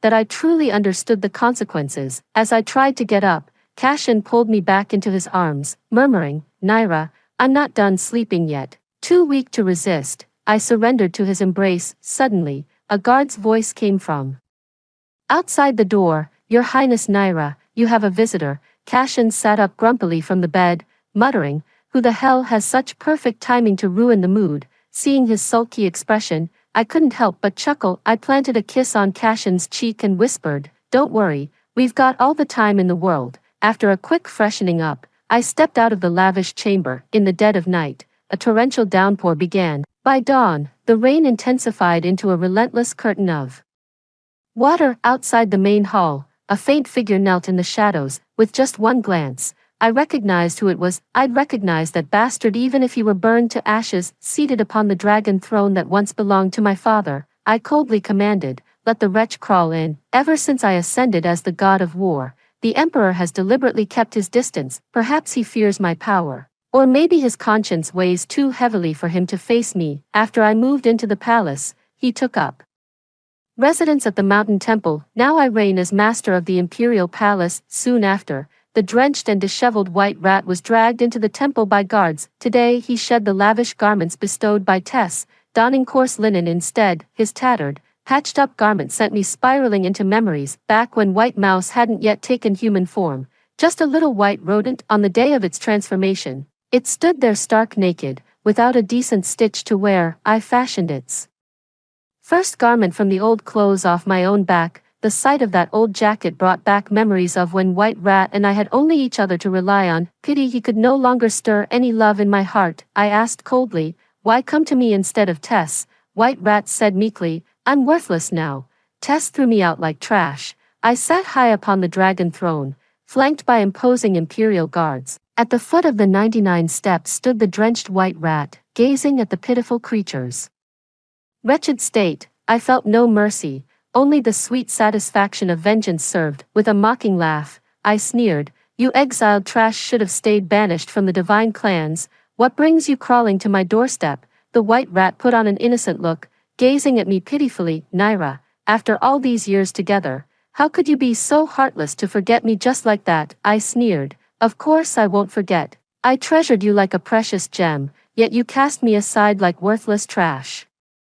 To chase power, the love I once felt for you has turned to equal measure of hatred." The White Rat pleaded desperately, "Naira, I was such a scoundrel before. I'll do anything if you just forgive me. I'd gladly become your bonded beast alongside Cashin." The White Rat's eyes burned with intense longing. His desire wasn't for me, but for the dragon throne beneath me. He'd bed Tess, Naira, or even Queen Naira herself if it meant gaining power. The more such vermin put on airs, the more they turn my stomach. I sneered, "You'd truly do anything for me." The White Mouse's eyes burned with even greater hope as he nodded eagerly like a pecking chick. "I swear on my life, every word I say today is true." I couldn't help but laugh before beckoning the guards. "Take him out, gouge his eyes, and see whether his heart is black or red." The guard seized the White Mouse by the arms and dragged him from the hall. 5. The White Rat shrieked in terror, "Naira, I was wrong. For the sake of all our years together, please spare my life." The palace guard captain asked respectfully, "Your Highness, do you want them dead or alive?" I said coldly, "Alive. Blinding is too merciful. That beast wouldn't survive half the torment I endured. Letting him die like this would be far too lenient. Here's what we'll do. Break its legs and send it to the palace as a firewood-gathering eunuch." The captain of guards departed to carry out the orders. A blood-curdling scream soon echoed from outside the chamber door. From this day forth, the White Rat could no longer rely on that pretty face to charm women. As a lowly eunuch enduring daily humiliations, chopping firewood became his only salvation. After 7 fleeting days, the emperor prepared to visit the imperial mausoleum to honor my late mother, as I had commanded. It's been 15 full years since the Queen Mother passed away. By royal protocol, she should be honored during 3 annual memorial observances. These 3 occasions are Qingming Festival, the Ghost Festival, and the anniversary of her passing. Yet for all these 15 years, Not a single soul came to pay respects to the Queen Mother, only I would visit her resting place each death anniversary, spending what little silver I had to offer simple fruits in remembrance. Yet my father's favorite concubines received lavish sacrificial offerings every year, with unprecedented pomp and ceremony. At first, I couldn't understand why the emperor had forgotten about the empress's death. I once seized an opportunity to remind my father, but all I got in return was a full month of confinement. Only then did I realize Father Emperor was deliberately erasing Mother Empress from memory. It took me considerable investigation to uncover the truth behind this deliberate omission. Today, Father Emperor sat in the imperial carriage with an exceptionally grim expression. For the first time, I received proper princess treatment and rode in the Phoenix carriage. The convoy traveled northward and arrived at the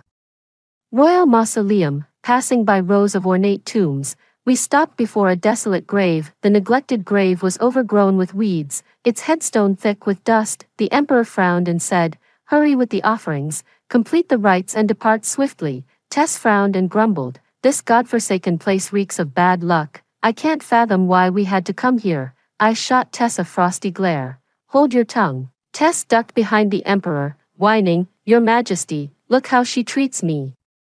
Now that Naira's inherited the war god's power, she dares to strike me. By tomorrow, would you not be seizing His Majesty's throne?" "Ha, if I wished to take the throne, why wait until tomorrow?" As the reincarnation of the god of war, I've brought our divine clan a millennium of opportunity. The elders now follow my lead without question. Dethroning the emperor would require but a single word from me. My father the emperor is no match for me now, neither in strength nor influence. The emperor locked eyes with me for a long moment before finally lowering his gaze. He sighed helplessly. "Tess, slap yourself." With tears in her eyes, Tess protested bitterly, "Father, how could you side with that vile Naira too? You used to dote on me the most." I looked at Tess with contempt, truly recognizing her stupidity for the first time. Without Father Emperor's favor, Tess wouldn't even qualify to be a servant given her incompetence. I couldn't be bothered to waste words on Tess. "Cashin, if she won't slap herself, you'll do it for her later." Cashin understood. When Tess sensed the murderous intent flashing in Cashin's eyes, she reluctantly raised her arm and delivered a feeble slap to her own face. I remarked coldly, "That won't suffice." The emperor frowned and said with compassion, "Naira, no matter what, she remains your sister. You should know when to stop." My father's words died in his throat as my icy glare silenced him completely. Tess raised her arm again and struck herself across the face. Unable to bear it any longer, Cashin lunged forward, striking with both hands in rapid succession. His slaps rained down like a hailstorm, cracking relentlessly. Tessa's face was beaten crooked, teeth scattered across the floor, her swollen face resembling a pig's head with eyes reduced to slits. Tess initially hurled curses at me, but soon lost even the strength to swear, only able to glare at me with pure hatred. With the foul-mouthed Tess properly disciplined, the sacrificial ceremony officially commenced. At my request, the palace maids began tending to the grave, pulling weeds, cleaning the tombstone, and laying out various offerings. The once gloomy and neglected grave was soon transformed into a pristine state. I stood before the grave and bowed deeply with solemn reverence. After bowing, I turned my gaze to Tess and said, "Your turn." With hatred in her eyes and fury in her heart, Tess reluctantly knelt down. The look of utter disgust on Tessa's face suggested the grave didn't hold her mother, but rather a sworn enemy. After Tess finished kowtowing, the emperor asked angrily, "Are you satisfied now?" I smiled and replied, "Not at all. Tess has already kowtowed. What about you?" The divine emperor flew into a rage. "You expect me, the mighty celestial sovereign, to kneel before a dead woman?" In the next instant, I unleashed the oppressive aura of the god of war. My father's arrogant demeanor was instantly crushed under the overwhelming pressure. Under my oppressive aura, the emperor raised his head with difficulty and said resentfully, "Your mother's death grieves me too, but I couldn't save her. Giving birth to you drained her vitality. The imperial physicians tried everything. No mortal power could have reversed her fate. I never wronged your mother, and you've no right to humiliate me like this." A husband kneeling before his wife. "Have you no fear of shaming your mother's memory?" In the past, I would have fallen for my father's deceptions, but I've uncovered every last one of his misdeeds, each and every one of these crimes alone would justify executing this heartless traitor. He's unfit to be a husband, unworthy as a father, and doesn't even deserve to be called human, I said coldly. Today, you shall kneel before mother's grave and repent, dare to refuse, and I'll cut you down where you stand. The emperor could no longer contain his rage. A murderous glint flashed in his eyes as he suddenly channeled his power and lunged at me. Before I could react, Cashin sent him flying with a backhanded blow, blood spraying from his mouth. With a flick of my finger through the void, a sword forged from cosmic laws materialized above my father's head. The slightest downward motion would reduce him to a lifeless corpse. In that moment, enlightenment finally dawned upon the emperor. No amount of imperial power could cheat death's embrace. When facing life and death, so-called dignity means nothing. The emperor knelt humbly before my mother's grave, bowing his head in shame as he asked, "What would you have me say?"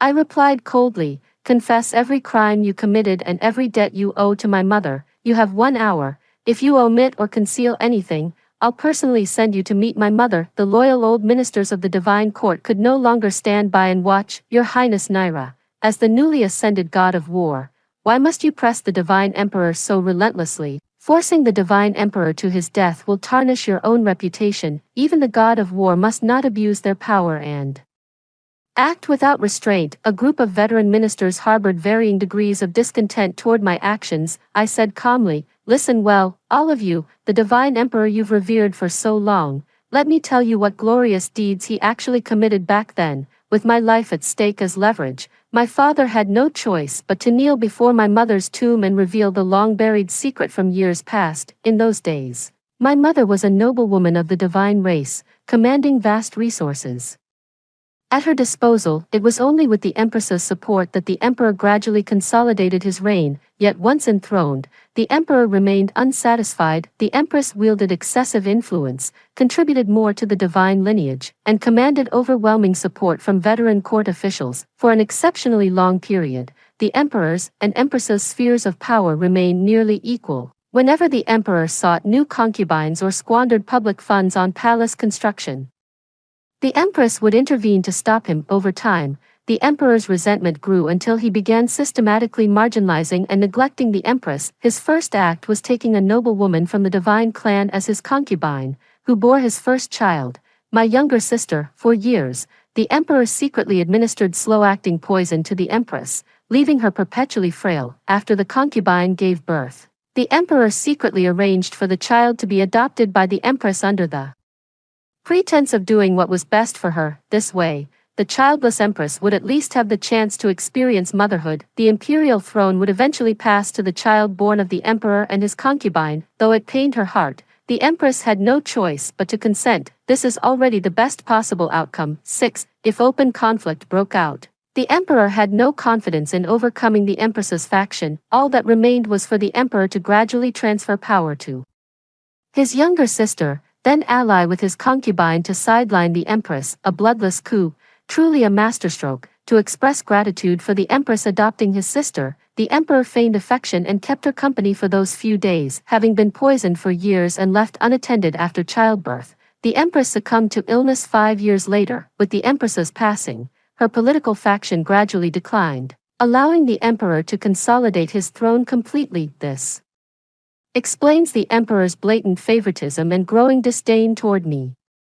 The courtiers fell into prolonged silence after hearing the emperor's account. None could have imagined that the seemingly righteous, lofty divine emperor would prove to be such scum behind the scenes. Tess, who'd known the truth all along, simply glared at me in silent fury. Stripped of power and dignity, the now destitute emperor fixed me with a venomous stare. "Naira, are you happy now?" With a wave of my hand, the divine robes vanished from my father's body, replaced by coarse sackcloth, clad in divine crown and robes. I stood at the forefront of the assembled courtiers. From that day forth, I alone remained as the god of war in the divine court. I've stripped the emperor of his cultivation, condemning him to guard my mother's tomb day and night until his dying breath. The emperor shall spend the coming centuries repaying his karmic debt to the late empress, one agonizing day at a time. As for my half-sister Tess, I've mercifully spared her wretched life. I severed her cultivation, chopped off both her hands, and relegated her to the kitchens. Let her scrub vegetables for the eunuchs. White Rat chops firewood while Tess washes vegetables. Their roles complement each other perfectly, reigniting their destined connection. Together with Cashin, I shall assume the Queen Mother's duties and continue safeguarding our divine lineage. The end. Story 2. In my previous life, when the apocalypse broke out, I became the chosen one, possessing top-tier supernatural powers and a system. When everyone regarded me as their leader, I was inexplicably accused of betraying humanity. At the same time, I discovered that my supernatural powers and the system had disappeared. My best friend, whom I had always protected, smiled at me and told me that her supernatural power was copy, which could only be used once. It turned out that I had been framed by her. From then on, I was loathed by everyone. Even after my death, they desecrated my body. When I opened my eyes again, my best friend was anxiously urging me, "Savannah, they're all grabbing food. Why aren't you going to grab some?" I pushed her into the horde of zombies and smiled, saying, "Why should I listen to you?" Just after I killed a zombie at the door, Audrey pointed towards the supermarket. "Savannah, they're all grabbing food. Why aren't you going to grab some?" She pulled so hard that my arm hurt, as if it were my fault for not going. I saw them grabbing snacks. "I want to eat steak. Hurry up, if you don't go, there won't be any left." Audrey, my best friend for 11 years, she was also the chief culprit who killed me in my previous life. The night the zombies broke out, we were having barbecued skewers at home. When we noticed something strange in the neighborhood, we decided to go out and check the situation. The next day, late at night, both she and I had a high fever. When I woke up, I found that I could use the supernatural power of light elements, and I also had a system to become stronger. After hearing this, she told me dejectedly that she had only awakened the power, enhancing supernatural power. After an ability user awakens, their physical fitness in all aspects will be enhanced, so I believed her. Worried about her safety, I took the initiative to offer to protect her. We even joked that if I built the strongest base and became the leader, she would be my deputy. I protected her all the way. How did she treat me? Under the pretense of my protection, she pushed all the dirty and tiring work onto me, secretly stole my credit, and even misinterpreted things wantonly. "Savannah, I also want to become stronger, but I feel like vomiting when I see zombies. How about you dig out some zombie crystal nuclei for me?" I don't seem to have contributed much, but I'm so scared. What will everyone think of me? Can you give me some contribution points? We're best friends, aren't we? You'll do me this small favor, right? Everyone, don't blame Savannah. She must have been confused for a moment. Hurry up and apologize to everyone. I thought what she wanted was power, but I never imagined that she wanted my supernatural powers, the system, and even my life. Just before I died, I finally understood her plan. She made a big deal out of the photos of my negotiation with the Zombie King, and edited the video of me killing a spy who had always shown loyalty to the outside world to distort the truth. She used me to resolve internal conflicts, obtained information from the enemy, and copied my supernatural powers and the system. Finally, in the name of a close friend, she painstakingly killed me and won the reputation of selfless and impartial, being praised by the world. What a clever scheme of using others to kill and reaping the benefits without lifting a finger. However, so what? In this new life, I will definitely make her pay the price. Coming back to my senses, I pretended to be in a difficult situation. "Audrey, I'm not feeling well." She showed concern. "Savannah, are you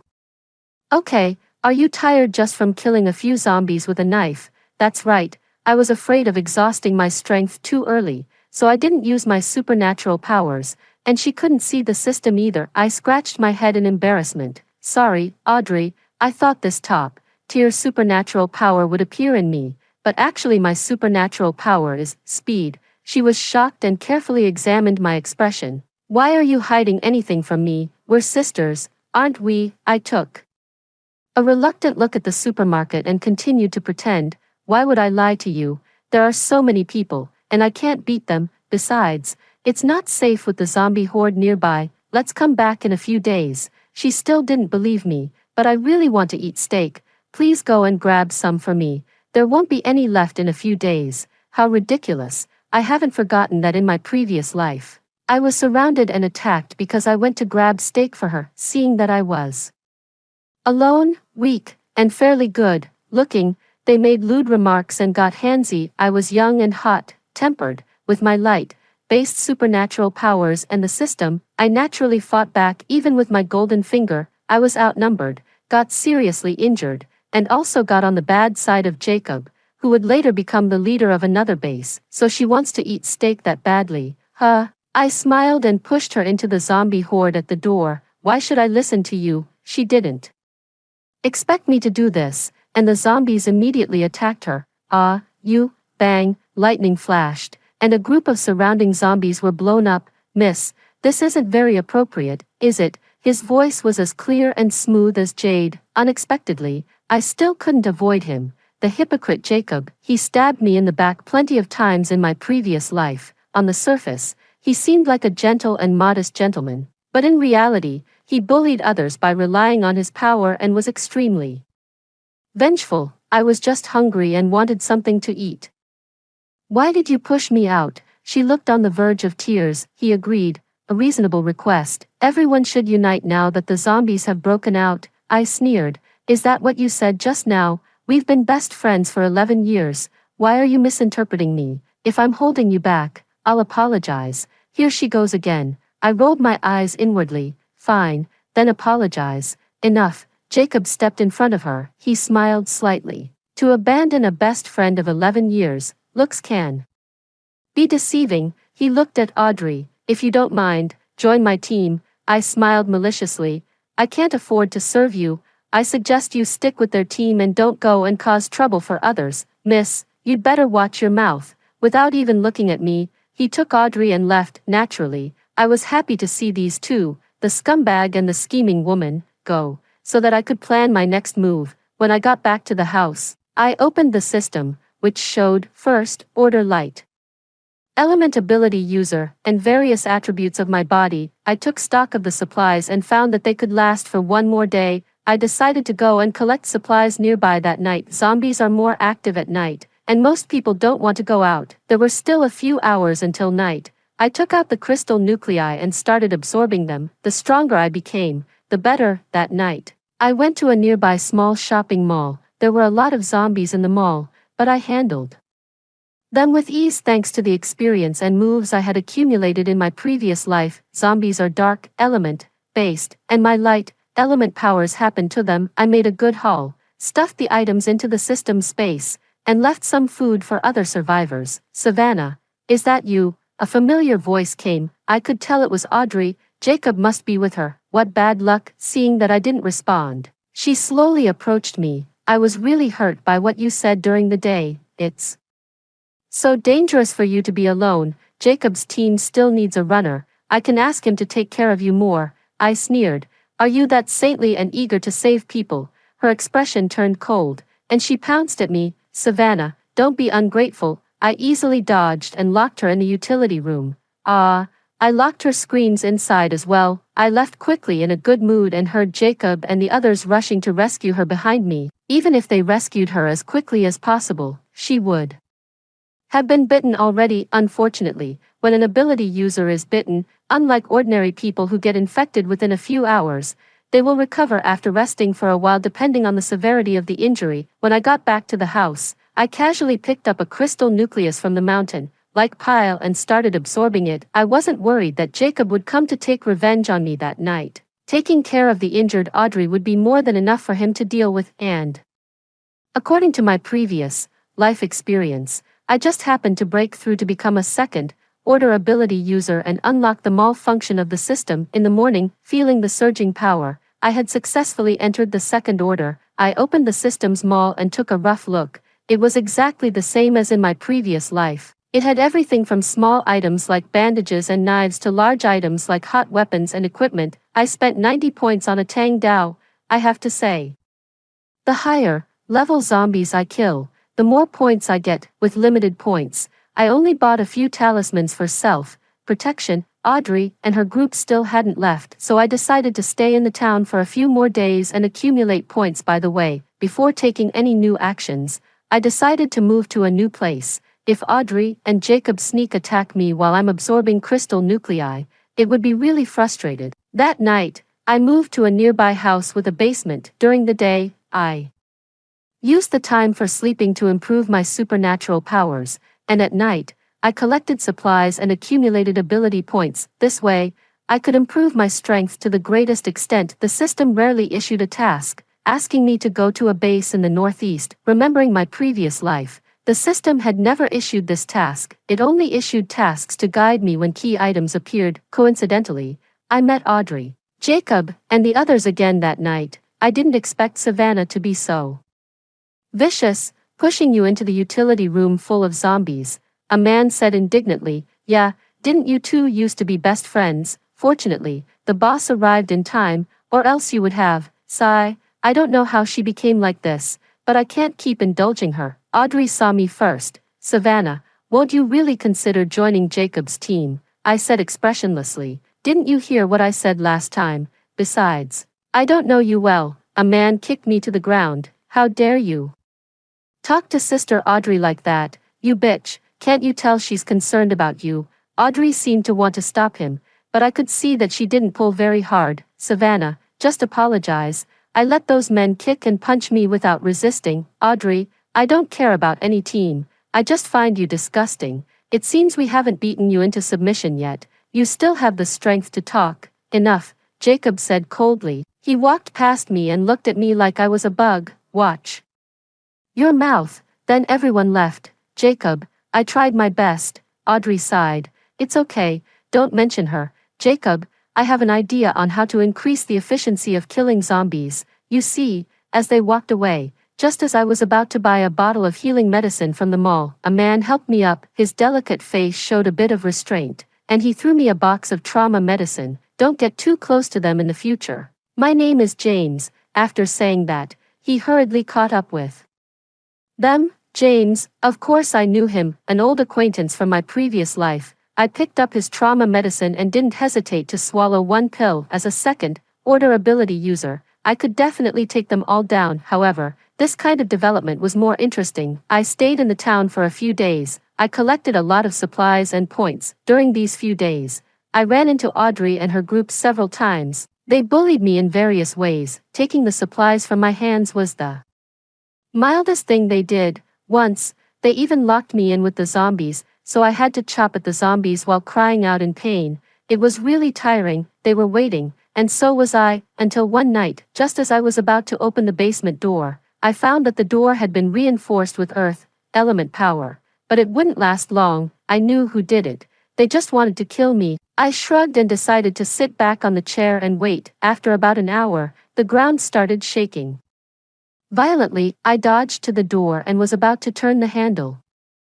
A rotten arm broke through the door. I immediately judged that this was a zombie close to the second order. An ordinary first-order zombie couldn't break through the door like this. I looked into its dark eye sockets, and it tilted its head at me. Before it could move, I took out my Tang Dao, enchanted it with light elements, and killed it with one strike. Had already solidified my strength at the second order, so I had no pressure dealing with it. The shaking on the ground didn't stop. Without time to think, I ran out of the basement. I saw it, a dense horde of zombies. It was a zombie horde. Audrey and Jacob had given me a great gift.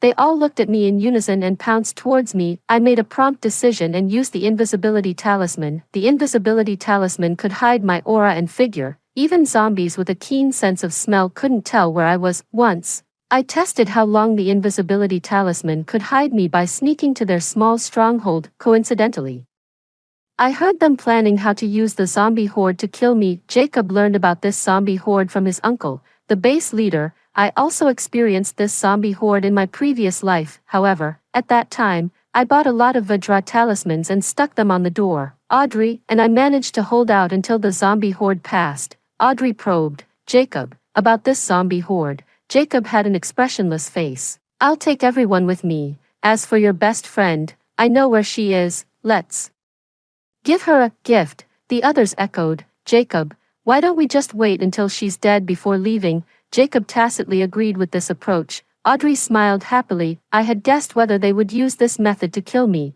but I didn't expect them to be this vicious. Then I decided to turn their scheme to my advantage. An invisibility talisman lasted about 10 minutes, and a earth tunneling talisman allowed me to go anywhere within 100 miles. Unfortunately, one earth tunneling talisman cost me nearly 500 points. Since they gave me such a great gift, I had to give them something in return. I found a relatively safe place, smeared some blood on my face, and used the earth tunneling talisman to sense. Soon, I locked onto Audrey's position. It only took an instant to teleport there. I took the initiative to cancel the effect of the teleportation talisman and stood at the door of their temporary stronghold, knocking on the door. Luckily, Audrey opened the door.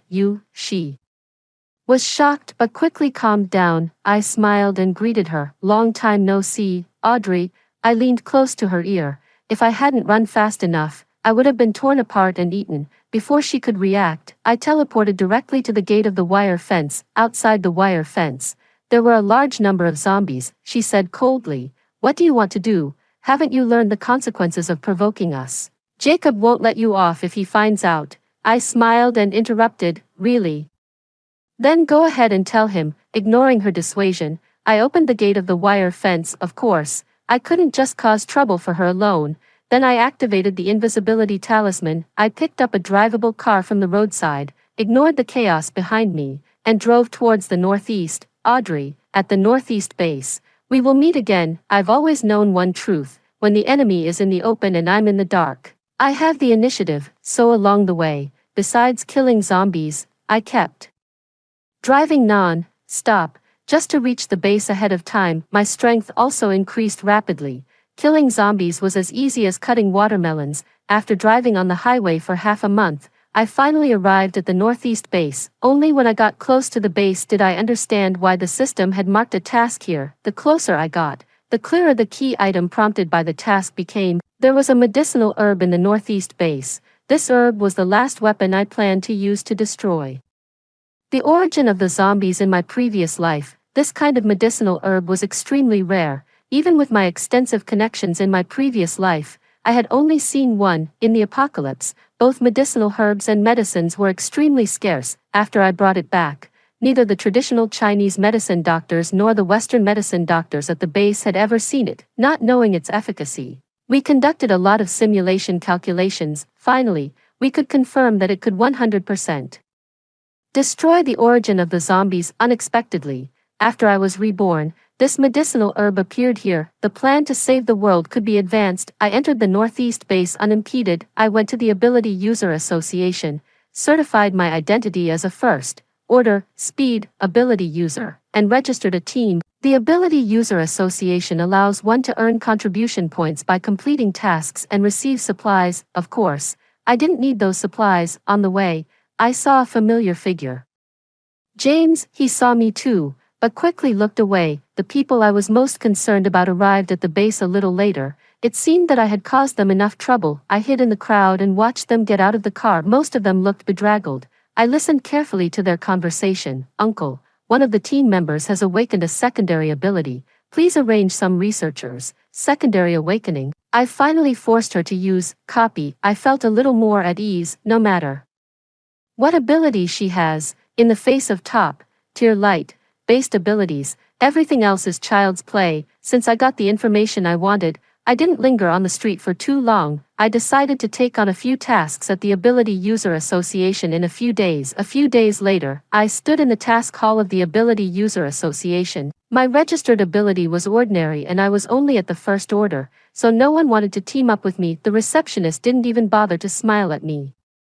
"We've taken these tasks of hunting mutant beasts." As the tasks were snatched away, I turned around and saw that it was Audrey and Jacob's team. The receptionist put on a smile again. "Dear Thunder Team, these 3 tasks have been assigned to your system." Audrey didn't hold back at all. "Sorry, we'll take these 3 tasks." I used a disguise talisman, but they still didn't recognize me. Losers should just take on zombie killing tasks. Someone from the Thunder Team was dissatisfied with me. I took an inconspicuous zombie killing task and left. No one paid any attention to me. I walked to an inconspicuous corner, used the invisibility talisman again, and moved next to Audrey. "Audrey, your secondary awakening has really opened my eyes. This task is a good opportunity to practice. Psychic abilities are amazing." The pride in Audrey's eyes grew even stronger. Even Jacob showed some appreciation. "When you're more familiar with your ability, I'll recommend you to participate in a research project at the Research Institute." Audrey was so happy that she couldn't stop smiling. The group went to a mountain dozens of kilometers outside the base. I didn't expect that their destination was the same as the location of the task. I stuck an invisibility talisman on the car and followed them closely. In the mountain, after referring to the map and searching for a long time, I found a suspicious cave. My third order light based ability told me that the concentration of dark elements here was very high. Not long after entering the cave, I saw people in front of me. Audrey and Jacob are everywhere. I felt disgusted.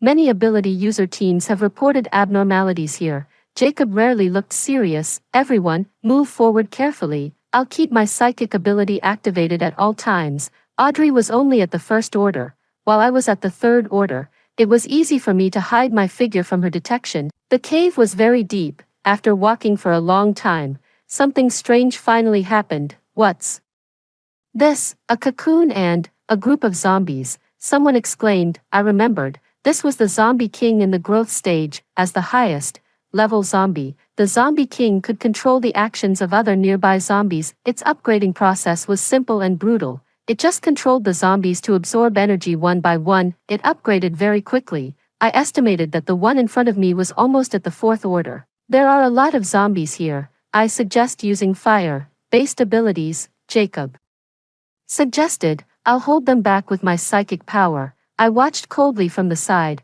a group of first and second order ability users having a chance to defeat these zombies would be the most fantastical thing of the year. Sure enough, all the zombies pounced on them in an instant. They quickly realized that these zombies were more ferocious than the ones they usually encountered. They could handle a dozen, but they couldn't hold on against dozens. Earth-based defense, wood-based healing.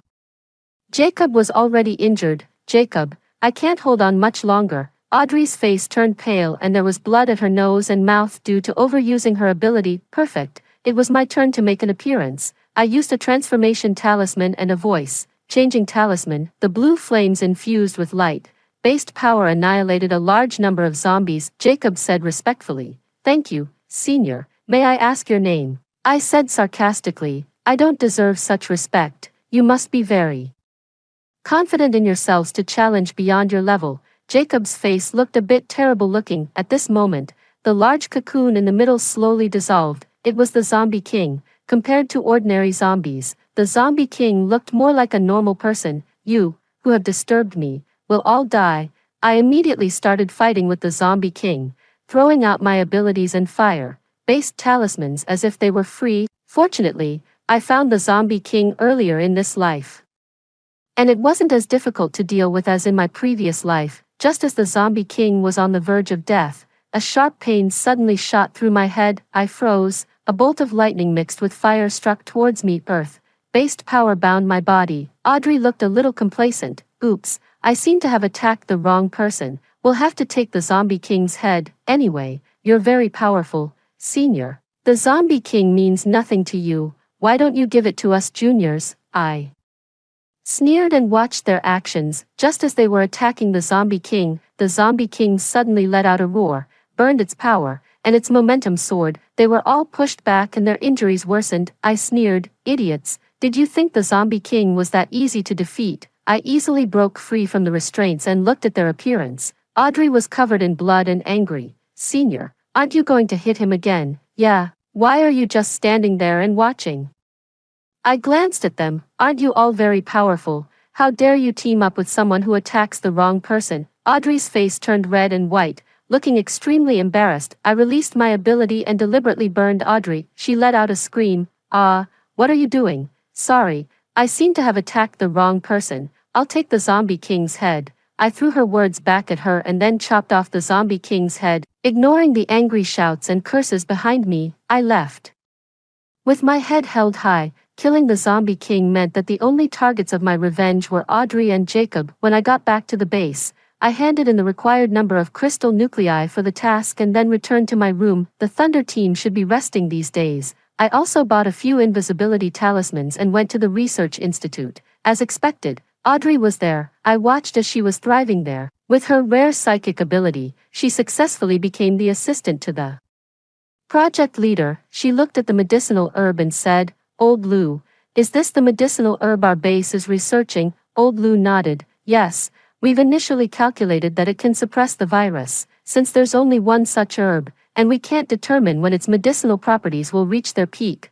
We need a psychic ability user to monitor it. Audrey seemed to be deep in thought. Old Lou, I have an idea. I was sure that what they were going to say next would interest me greatly, since it was a waste of time to keep going to the research institute every day. I'd bought the latest monitor from the system and installed it in Audrey's office. With doing tasks and killing high-level zombies every day, I had already achieved freedom in terms of points. After confirming the location of the medicinal herb, I left. Half a month later, I sneaked into the research institute again on a dark and windy night. The research institute was brightly lit, and the researchers were all intently studying the medicinal herb. The originally whole herb had been refined into bottles of potions. The alarm went off the moment I stepped into the experimental area. I decided not to pretend anymore and revealed my true face. Audrey was surprised to see me. Savannah, I thought you were already dead outside. I sneered. How could I die when you're still alive?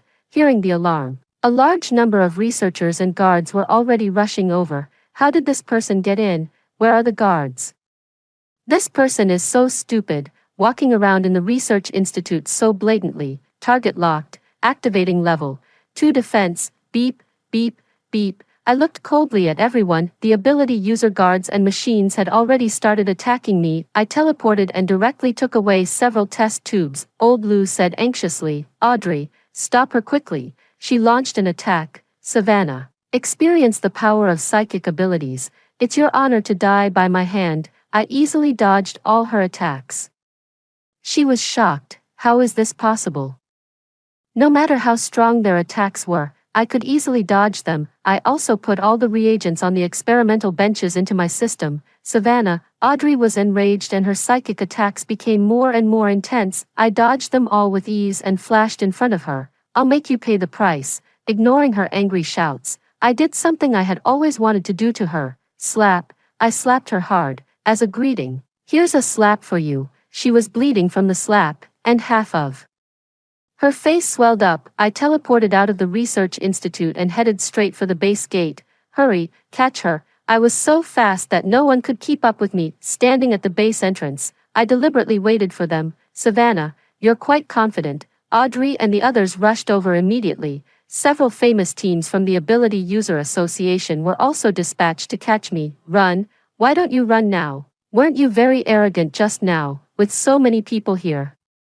Let's see how you get out. You even dared to steal from the research institute. Audrey stared at me. Savannah, why do you keep causing trouble for me? What exactly do you want? Fame, money, power? I interrupted her. I just want your life. She laughed angrily. I don't know whether to call you a daydreamer or say that's your last words. Jacob looked at me. Don't waste time with her. Kill her quickly. She's just a pesky bug. I was calm. I'm not here to fight with you. Audrey, do you mind if I show everyone something? Audrey sneered. Considering you're about to die, I'll allow you to say a few last words. I casually took out a phone and turned on the speaker. Old Lou, the medicinal properties of this herb are very good. However, I have an idea. You can listen to it. If we use it all to save the world, that would be too wasteful. Why don't we weaken its properties and sell it on the black market? We can sell it at a high price. Anyway, the higher-ups don't know what we're doing. Those ability users have plenty of money. We can make an unlimited amount of the weakened version. As for the money we earn, you can have 80% and I'll take 20%. Audrey, I need to think about your idea. What we've talked about today should stay between us. Audrey's face turned pale, and Jacob looked very angry. The surrounding passers-by whispered among themselves, even in the apocalypse. I didn't expect the research institute to be so greedy for money, right? We ordinary people are just barely surviving. This is just a joke for us. Could that woman be the one in the video? I didn't expect her to be so troublesome. The other ability users couldn't stand it anymore. Jacob, I respect you, but you have to give us an explanation for this. We protect the base and kill the zombies, and they still want to exploit us. Jacob, did you bring this woman here? Jacob's face grew darker and darker. His uncle was the base leader, so his attitude naturally represented half of the base leader's stance. His eyes were terrifying. Audrey, you have to give everyone an explanation. Audrey remained calm. Jacob, you know she's been against me. This video must be fake. Jacob looked at me, I said casually. Is it now popular to deny the authenticity of videos to cover up your actions? Since I'm showing it, I'm not afraid of having it verified. I smiled. Moreover, haven't you destroyed the relevant documents in your office yet? Audrey turned as pale as a sheet of paper and said nothing. Jacob understood her reaction immediately. He gave her a dark look and immediately led his men back to the research institute.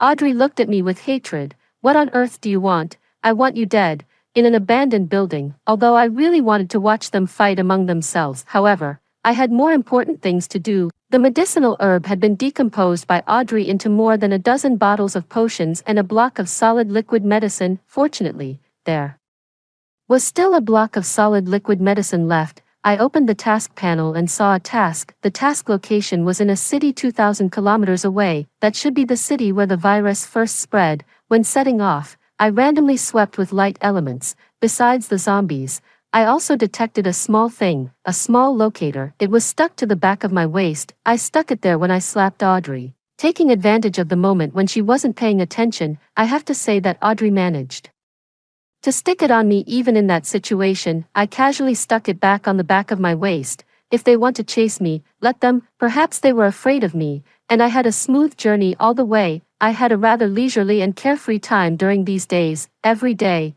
I either killed zombies or practiced. I practiced at a very fast speed and soon broke through to the fourth order. Looking around, the zombie king was dead, and there were no more zombies that could threaten me. As I got closer to my destination, the number of zombies gradually increased. My speed didn't slow down at all, and the dense light elements were invincible. I found a residential area with good concealment in the city. Every day, I chopped zombies and stockpiled disposable weapons, talismans, and healing potions. Now, I was like a small arsenal. A few days later, a long line of people entered the city. I looked at the building where the dark elements were the most concentrated. Was the final battle finally here? Zombies are more active at night, so I chose to go to the building during the day. As soon as I entered the door, the entire hall was filled with zombies. I had no doubt that the whole building was packed with zombies. This wasn't the time to save talismans, so I threw out fire-based area talismans frantically. While blasting the zombies, I used my light-based ability to search for the source of the virus. Soon, I found the source of the virus on the top floor. The entire rooftop had turned into a zombie garden. I looked around and saw a huge corpse in the middle, as big as several people. The face of the corpse was unrecognizable, but it could vaguely be seen that it had once been a male. Perhaps the virus had parasitized this man by accident, and all the tragedies began from then on. There was a big hole in the man's stomach, and zombies were constantly coming out of it. The extreme darkness and evil made my expression serious.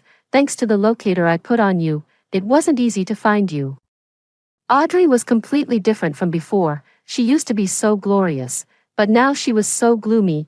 I didn't expect you to come. The Northeast base actually let you out. I looked at the numerous ability user teams behind her. Jacob stepped forward. Last time you made such a big joke for the base. Now, put down the potions and get out. He looked at Audrey. As for you, I'll give you a chance to atone for your sins. Audrey smiled ugly. I sneered. Jacob, according to your character, I'm afraid I won't be able to get out of here alive. Why don't we have a big fight? Jacob scoffed.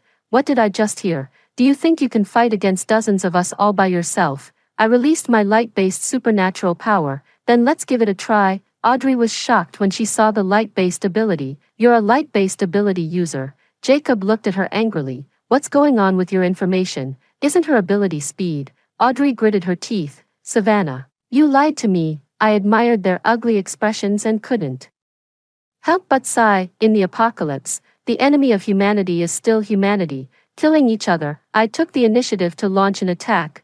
The light elements were gorgeous, but their lethality couldn't be ignored. Of course, this amount of attack wasn't enough when facing so many people. I didn't hide my talismans either and bombarded them all with them. They were beaten by me and couldn't resist. And I, relying on my sufficient weapons, couldn't do anything to them for a while either. Savannah, today is your death day. Taking advantage of my inattention, Audrey flashed behind me and tried to give me a fatal blow. I curled my lips into a smile. It's not certain who will die yet. Suddenly, plants and hard soil emerged from the ground and bound everyone present. What's going on? Wood-based and earth-based abilities.